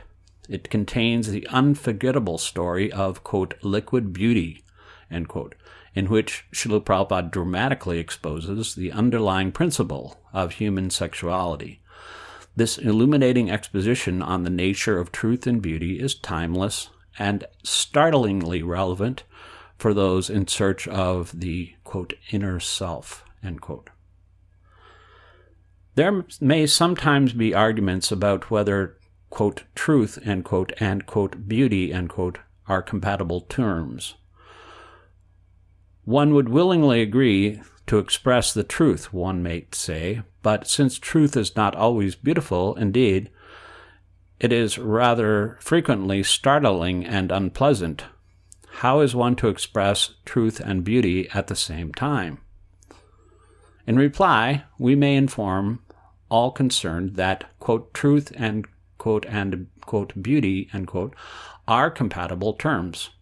Indeed, we may emphatically assert that the actual truth, which is absolute, is always beautiful. The truth is so beautiful that it attracts everyone, including the truth itself. Truth is so beautiful that many saints, sages, and devotees have left everything for the sake of the truth. Mahatma Gandhi, an idol of the modern world, dedicated his life to experimenting with truth, and all his activities were aimed toward truth only. Why only Mahatma Gandhi? Every one of us has the urge to search for truth alone. For the truth is not only beautiful, but also all-powerful, all-resourceful, all-famous, all-renounced, and all-knowledgeable. Unfortunately, people have no information of the actual truth. Indeed, 99.9% of all men in all walks of life are pursuing untruth only in the name of truth. We are actually attracted to the beauty of truth, but since time immemorial, we have been habituated to love of untruth appearing like truth. Therefore, to the mundaner, quote, truth, end quote, and, quote, beauty, end quote, are incompatible terms. The mundane truth and beauty may be explained as follows. Once, a man who was very powerful and strongly built, and whose characteristics was very doubtful, fell in love with a beautiful girl. The girl was not only beautiful in appearance, but also saintly in character, and as such she did not much like the man's advances. The man, however, was insistent because of his lustful desires, and therefore the girl requested him to wait only 7 days, and she set a time after that when he could meet her. The man agreed, and with high expectations he began waiting for the appropriate time. The saintly girl, however, in order to manifest the real beauty of absolute truth, adopted a method very instructive. She took strong doses of laxatives and purgatives, and for 7 days she continuously passed loose stool and vomited all that she ate. Moreover, she stored all the loose stool and vomit in suitable pots.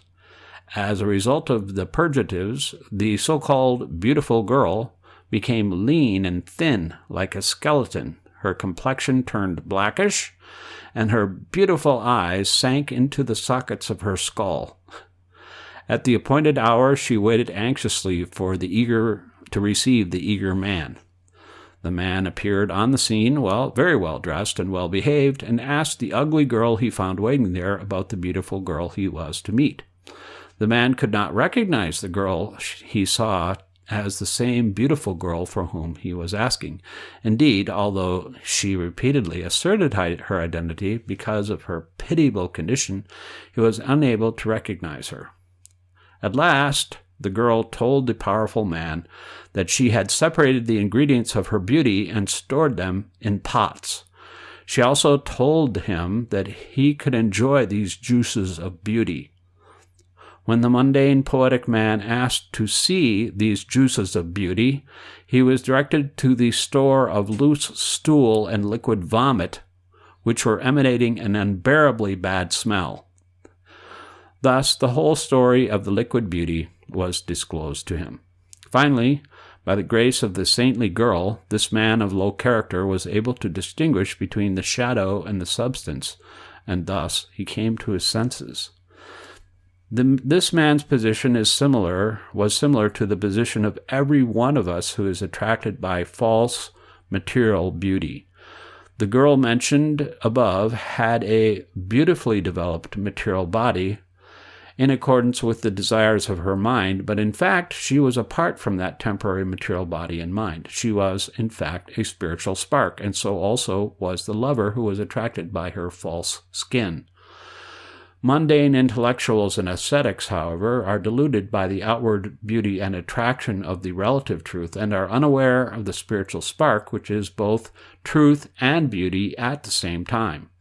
The spiritual spark is so beautiful that when it leaves the so-called beautiful body, which is in fact full of stool and vomit, no one wants to touch that body, even if it is decorated with a costly costume.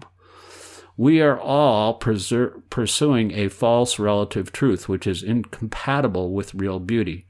The actual truth, however, is permanently beautiful, retaining the same standard of beauty for innumerable years. That spiritual spark is indestructible. The beauty of the outer skin can be destroyed in only a few hours by a dose of strong purgative, but the beauty of truth is indestructible and always the same. Unfortunately, mundane artists and intellectuals are ignorant of this beautiful spark of spirit.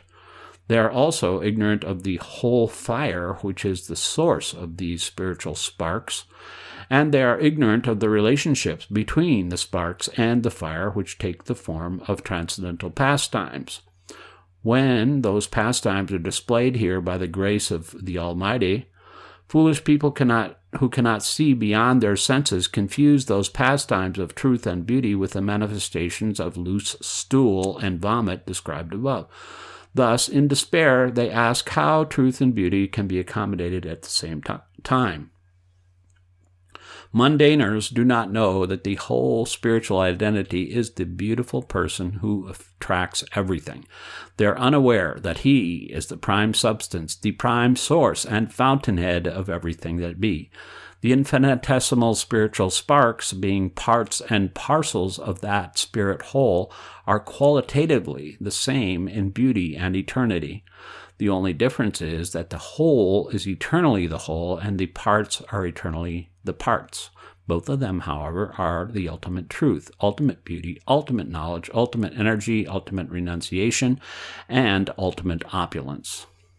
Although written by the greatest mundane poet or intellectual, any literature which does not describe the ultimate truth and beauty is but a loose store of loose stool and vomit of the relative truth. Real literature is that which describes the ultimate truth and beauty of the Absolute. The art of dying. Although the media is generally obsessed with violence and death, our perception of death and dying is superficial. Srila Prabhupada observes, quote, "As long as a man is in the full vigor of life, he forgets the naked truth of death, which he has to meet," end quote. How can we effectively deal with our own death?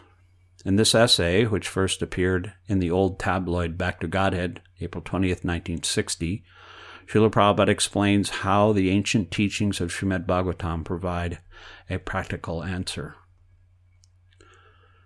A small child walking with his father goes on inquiring constantly. He asks his father so many odd things, and the father has to satisfy him with proper answers. When I was a young father in my householder life, I was overflooded with hundreds of questions from my second son, who was my constant companion. One day it so happened that a bridegroom's party was passing our tram car, and the 4-year-old boy, as usual, inquired what the big procession was. He was giving all possible answers to his 1,001 questions regarding the marriage party, and finally he asked whether his own father was married. This question gave rise to loud laughter from all the elderly gentlemen present, although the boy was perplexed as to why they were laughing. Anyway, the boy was somehow satisfied by his married father. The lesson from this incident is that since a human being is a rational animal, he was born to make inquiries. The greater the number of questions, the greater the advancement of knowledge and science. The whole of material civilization is based on this unoriginally large volume of questions put by young men to their elders. When elderly persons give the proper answers to the questions of the youngsters, civilization makes progress one step after another. The most intelligent man, however, inquires about what happens after death. The less intelligent make lesser inquiries, but the questions among those who are more intelligent go higher and still higher.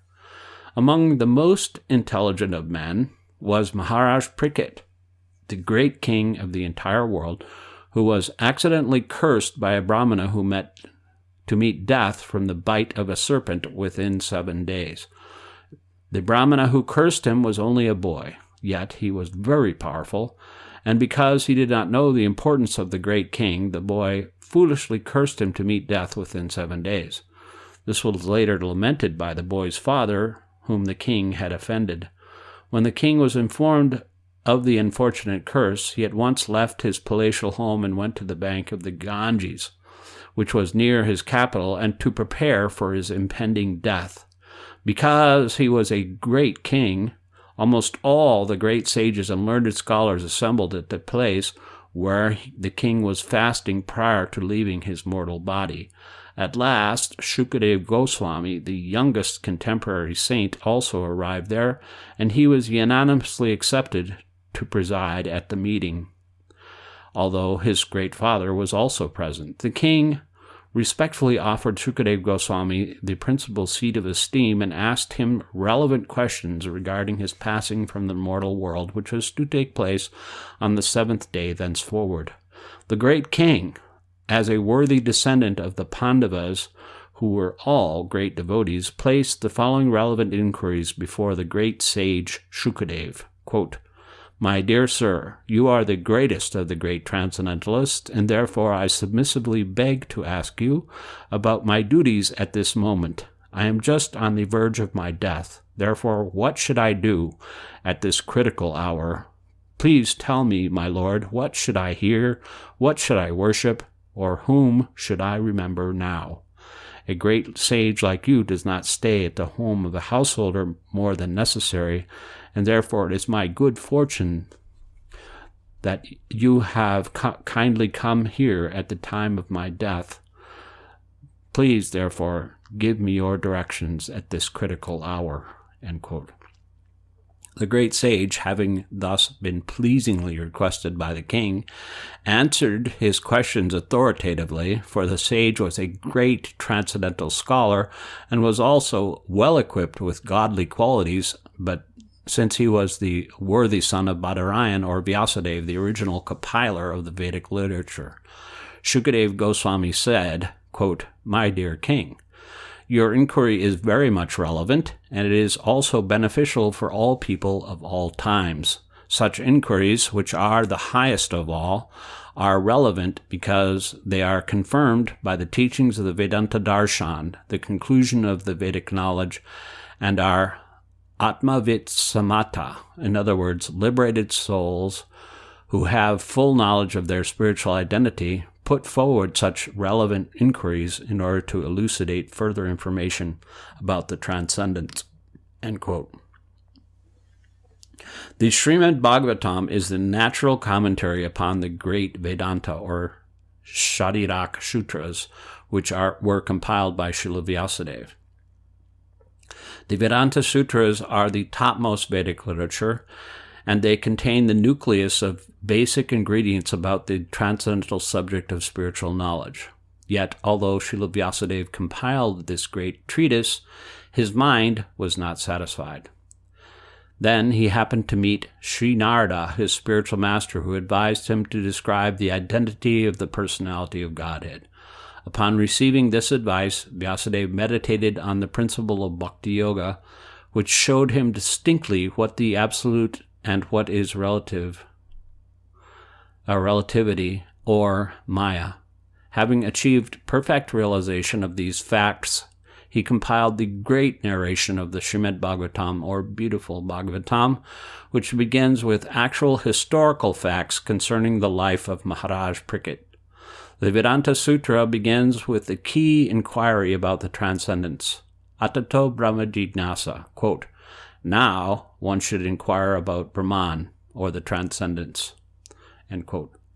As long as a man is in the full vigor of life, he forgets the naked truth of death, which he has to meet. Thus, a foolish man makes no relevant inquiry about the real problems of life. Everyone thinks that he will never die, although he sees evidence of death before his eyes at every second. Here is the distinction between animalism and humanity. An animal, like a goat, has no sense of its impending death. Although its brother goat is being slaughtered, the goat, being allured by the green grass offered to it, will stand peacefully waiting to be slaughtered next.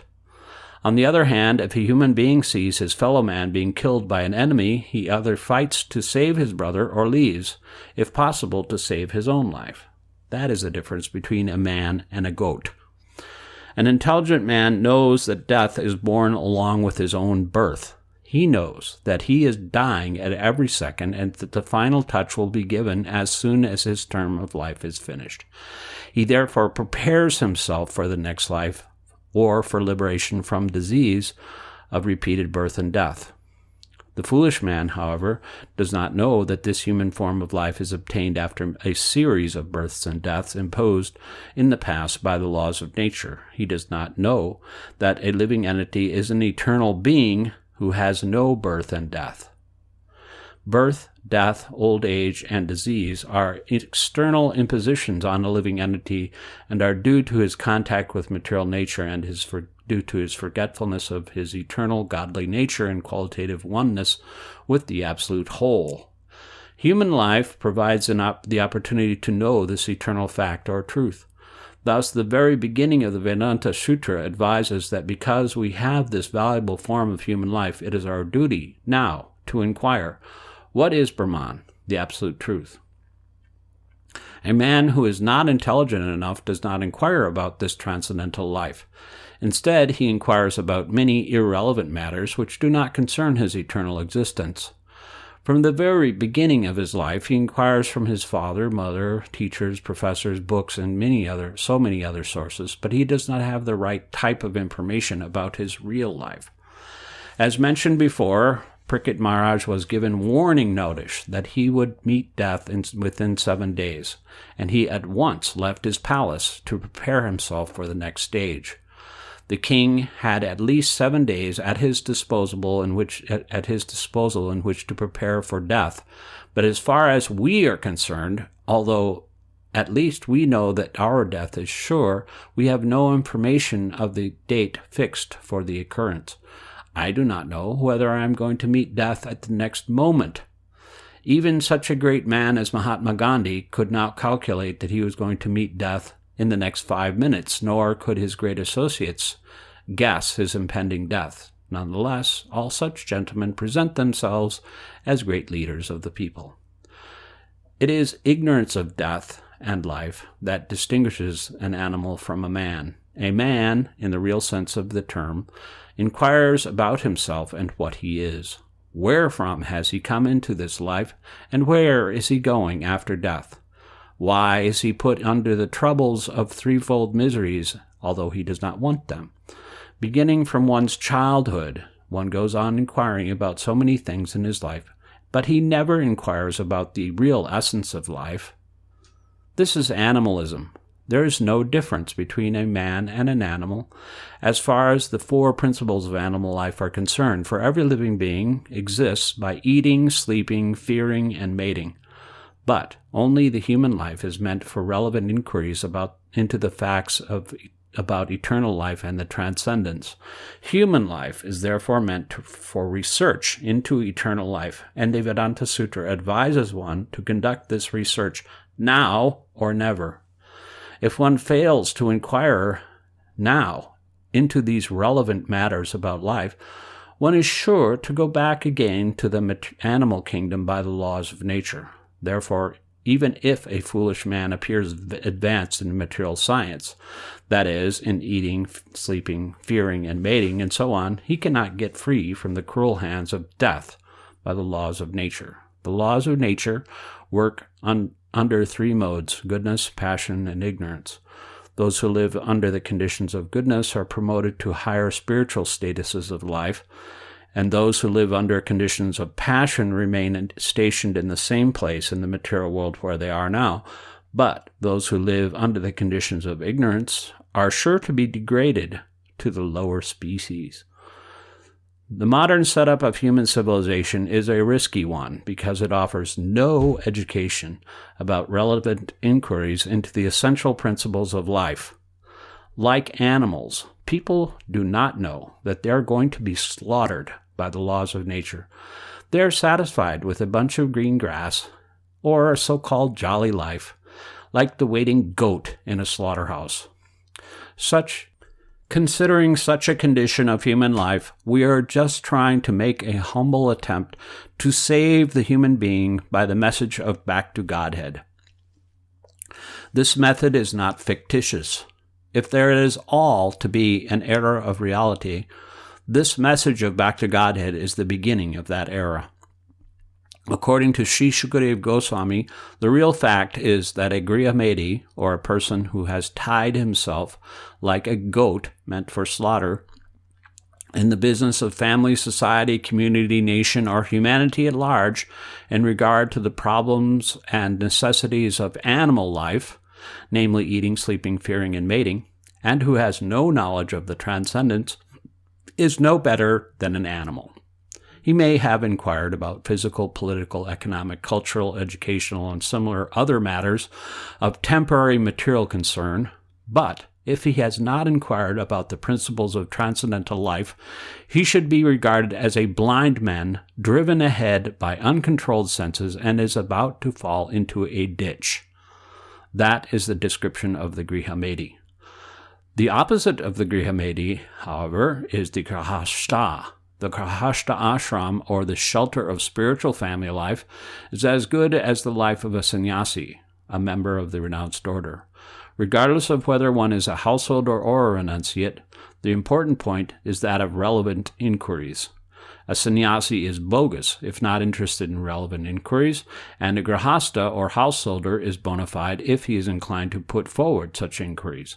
The Grihamedi, however, is simply interested in the animal necessities of life. By the laws of nature, the Grihamedi's life is full of calamities, but the life of the grahastha is full of happiness.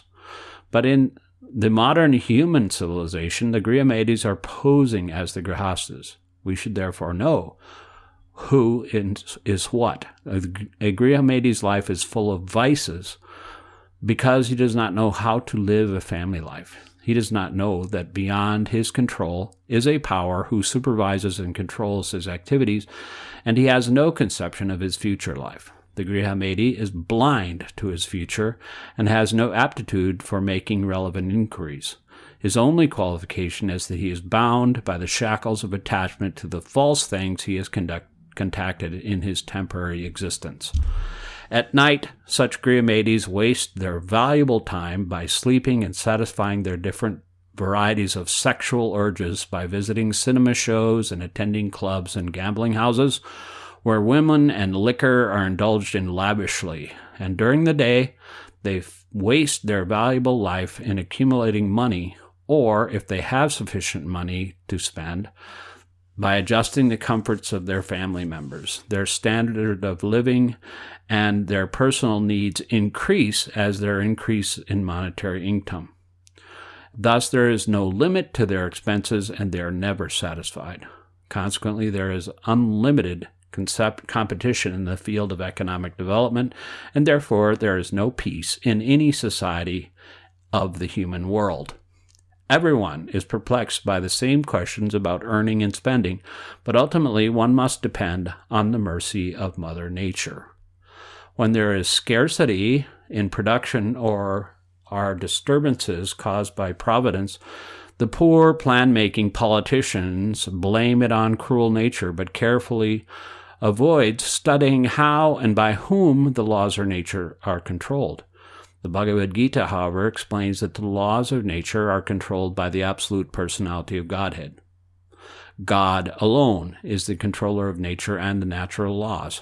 Ambitious materialists sometimes examine a fragment of the law of nature, but they never care to know the maker of these laws. Most of them do not believe in the existence of an absolute person or God who controls the laws of nature.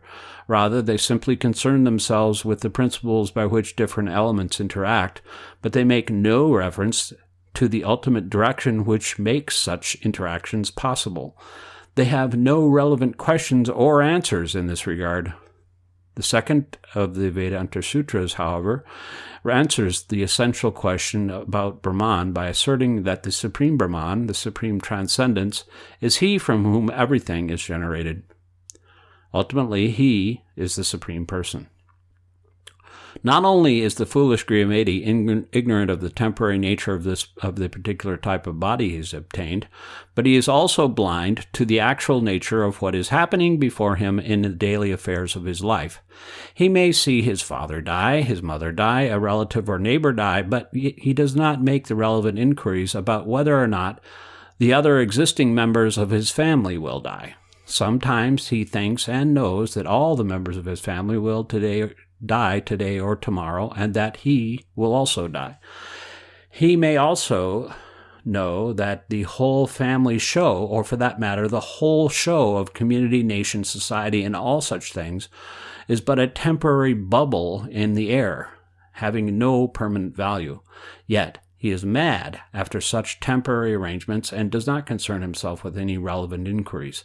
He has no knowledge as to where he has to go after his death. He works very hard for the temporary arrangements of his family, society, or nation, but he never makes any future arrangement either for himself or for others who will pass away from this present phase of life. In a public vehicle, like a railway carriage, we meet and sit down together with some unknown friends and become members of the same vehicle for a short time, but in due course we separate, never to meet again. Similarly, in a long sojourn of life, we get a similar sitting accommodation in a so-called family, country, or society, but when the time is up, we are unwillingly separated from one another, never again to meet. There are so many questions relevant to our temporary arrangements in life and our friends in these temporary arrangements, but a man who is a Grihamedi never inquires about things of a permanent nature. We are all busy making permanent plans in various degrees of leadership, without knowing the permanent nature of things as they are. Sripad Shankaracharya, who especially strove to remove this ignorance in society and who advocated a cult of spiritual knowledge in regard to the all-pervading impersonal Brahman, said in despair, quote, Children are engaged in playing, young boys are engaged in so-called love affairs with young girls, and the old are seriously thoughtful about adjusting the baffled life of struggle. But alas, no one is prepared to inquire relevantly into the science of Brahman, the absolute truth." End quote.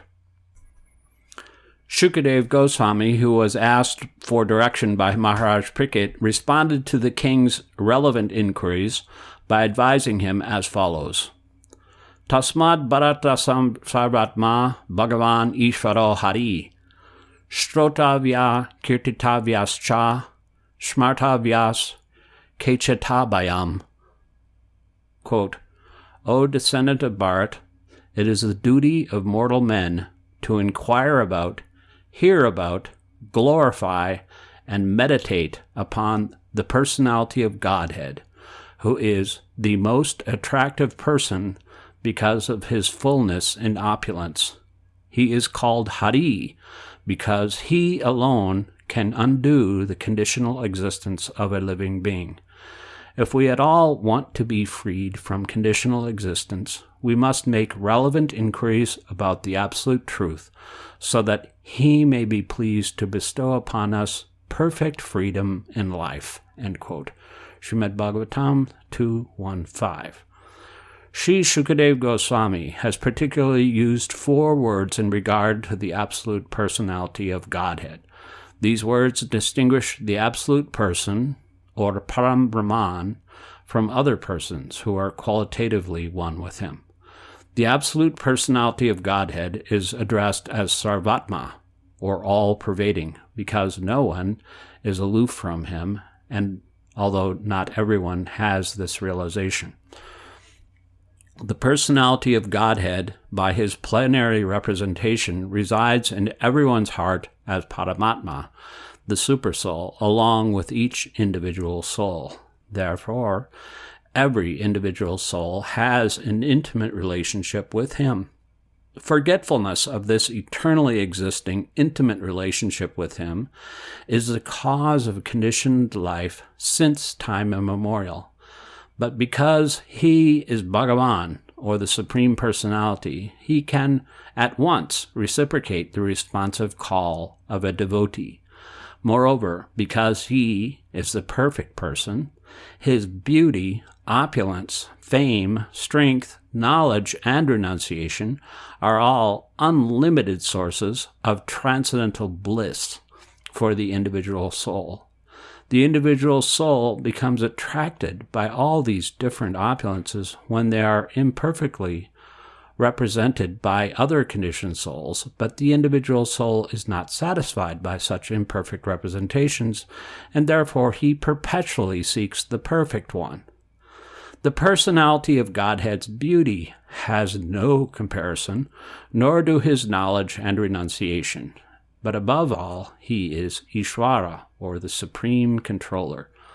We are at present being controlled by the police action of this great king. This police control is imposed upon us because of our disobedience of law. But because the Lord is Hari, he is able to cause the disappearance of our conditional life by giving us full freedom in spiritual existence. It is therefore the duty of every man to make relevant inquiries about him, and thus go back to Godhead.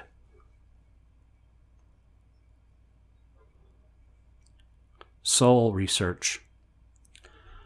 In 1972, a distinguished panel met in Windsor, Ontario, and discussed, quote, problems associated with attempts to define the exact moment of death, end quote. Panel members included world-famous heart surgeon Dr. Wilfred G. Bigelow, Mr. Justice Edson L. Hines of the Ontario Supreme Court, and J. Francis Leddy, President of the University of Windsor. Dr. Bigelow upheld the existence of the soul and urged systematic research to determine what the soul is and where it comes from. Dr. Bigelow's and others' panelists' comments were later published in the Montreal Gazette. When the article came to the attention of Srila Prabhupada, he wrote a letter to Dr. Bigelow offering substantial Vedic knowledge and the science of the soul and suggested a practical method for scientifically understanding it. The Gazette article and Srila Prabhupada's responses follow. Gazette headline: Heart surgeon wants to know what a soul is. Windsor. A world-famous Canadian heart surgeon says he believes that the body has a soul which departs at death, and theologians ought to try to find out more about it. Dr. Wilford G. Bigelow, head of the cardiovascular surgery unit at Toronto General Hospital, says that, quote, as a person who believes there is a soul, end quote, he thought the time had come, quote, to take the mystery out of this and find out what it is, end quote. Bigelow was a member of a panel which appeared before the Essex County Medical Legal Society to discuss problems associated with attempts to define the exact moment of death. The question has become vital in the age of transplants of hearts and other organs in cases when the donors are inevitably dying. The Canadian Medical Association has produced a widely accepted definition of death as the moment when the patient is in a coma, responds to no stimulus of any kind, and brainwaves recorded on a machine are flat. The other members of the panel were Mr. Justice Edson L. Haynes of the Ontario Supreme Court and J. Francis Leddy, President of the University of Windsor. Bigelow, elaborating on points he had raised during the discussion, said in an interview later that his 32 years as a surgeon had left him no doubts that there is a soul. Quote, there are certain cases where you happen to be present at the moment when people pass from a living state to death, and some mysterious changes take place. One of the most noticeable is the sudden lack of life or luster to the eyes. They become opaque and literally lifeless. It is difficult to document what you observe. In fact, I don't think it can be documented very well. End quote. Bigelow, who became world-renowned for his pioneering work in the, quote, deep freeze, end quote, surgical technique known as hypothermia, and for his heart valve surgery, said, quote, soul research, end quote, should be undertaken by theology and allied disciplines within the university. During this discussion, Leddy said that, quote, if there is a soul, you are not going to see it. You are not going to find it, end quote. Quote, if there is a principle of vitality or life, what is it, end quote. The problem was that, quote, the soul doesn't exist anywhere specifically geographically. It's everywhere, and yet it's nowhere in the body, end quote. It would, quote, be nice to start experimenting, but I don't know how you're going to get in any of these on any of these things, end quote, Leddy said. He said the discussion reminded him of the Soviet cosmonaut who returned from space to report there was no God because he didn't see him up there. Maybe so, said Bigelow, but in modern medicine, when something was encountered that could not be explained, quote, the watchword is discover the answer, take it into the laboratory, take it somewhere where you can discover the truth, end quote. The central question, said Bigelow, was, quote, where is the soul and where does it come from, end quote. Srila Prabhupada gives the Vedic evidence. My dear Dr. Bigelow, please accept my greetings. Recently I've read an article in the Gazette by Ray Corelli entitled, quote, Heart Surgeon Wants to Know What a Soul Is, end quote, and it was very interesting. Your comments show great insight, so I thought to write you on this matter. Perhaps you may know I am the founder Acharya of the International Society for Krishna Consciousness. I have several temples in Canada, Montreal, Toronto, Vancouver, and Hamilton. This Krishna consciousness movement is specifically meant to teach every soul his original spiritual position. Undoubtedly, the soul is present in the heart of the living entity, and it is the source of all the energies for maintaining the body. The energy of the soul is spread all over the body, and this is known as consciousness. Since this consciousness spreads the energy of the soul all over the body, one can feel pains and pleasures in any part of the body. The soul is individual, and he is transmigrating from one body to another, just as a person transmigrates from babyhood to childhood, from childhood to boyhood, from boyhood to youth, and then to advanced old age. Then the change called death takes place when we change to a new body, just as we change our old dress to a new dress. This is called transmigration of the soul. When a soul wants to enjoy this material world, forgetting his real home in the spiritual world, he takes this life of hard struggle for existence. This unnatural life of repeated birth, death, disease, and old age can be stopped when his consciousness is dovetailed with the supreme consciousness of God. That is the basic principle of our Krishna movement. As far as heart transplant is concerned, there is no question of success unless the soul is there in the heart. So the presence of the soul has to be accepted. In sexual intercourse, if there is no soul, there is no conception, no pregnancy. Contraception deteriorates the womb so that it is no longer a good place for the soul. But that is against the order of God. By the order of God, a soul is sent to a particular womb, but by this contraceptive he is denied that womb and has to be placed in another. That is disobedience to the Supreme. For example, take a man who is supposed to live in a particular apartment. If the situation there is so disturbed that he cannot enter into that apartment, then he is put at a great disadvantage. That is illegal interference and is punishable. The undertaking of, quote, soul research, end quote, would certainly mark the advancement of science, but advancement of science will not be able to find the soul. The soul's presence can simply be accepted on circumstantial understanding. You will find in the Vedic literature that the dimension of the soul is 1/10,000th the size of a point. The material scientist cannot measure the length and breadth of a point. Therefore, it is not possible for the material scientist to capture the soul. You can simply accept the soul's existence by taking it from authority. What the greatest scientists are finding, we've explained long ago. As soon as one understands the existence of the soul, he can immediately understand the existence of God. The difference between God and the soul is that God is a very great soul and that the living entity is a very small soul, but qualitatively they are equal. Therefore, God is all-pervading and the living entity is localized, but the nature and quality are the same. The central question you say is, quote, where is the soul and where does it come from, end quote. That is not difficult to understand. We have already discussed that the soul is residing in the heart of the living entity and that it takes shelter in another body after death. Originally, the soul comes from God, just as the spark comes from a fire, and when the spark falls down, it appears to be extinguished.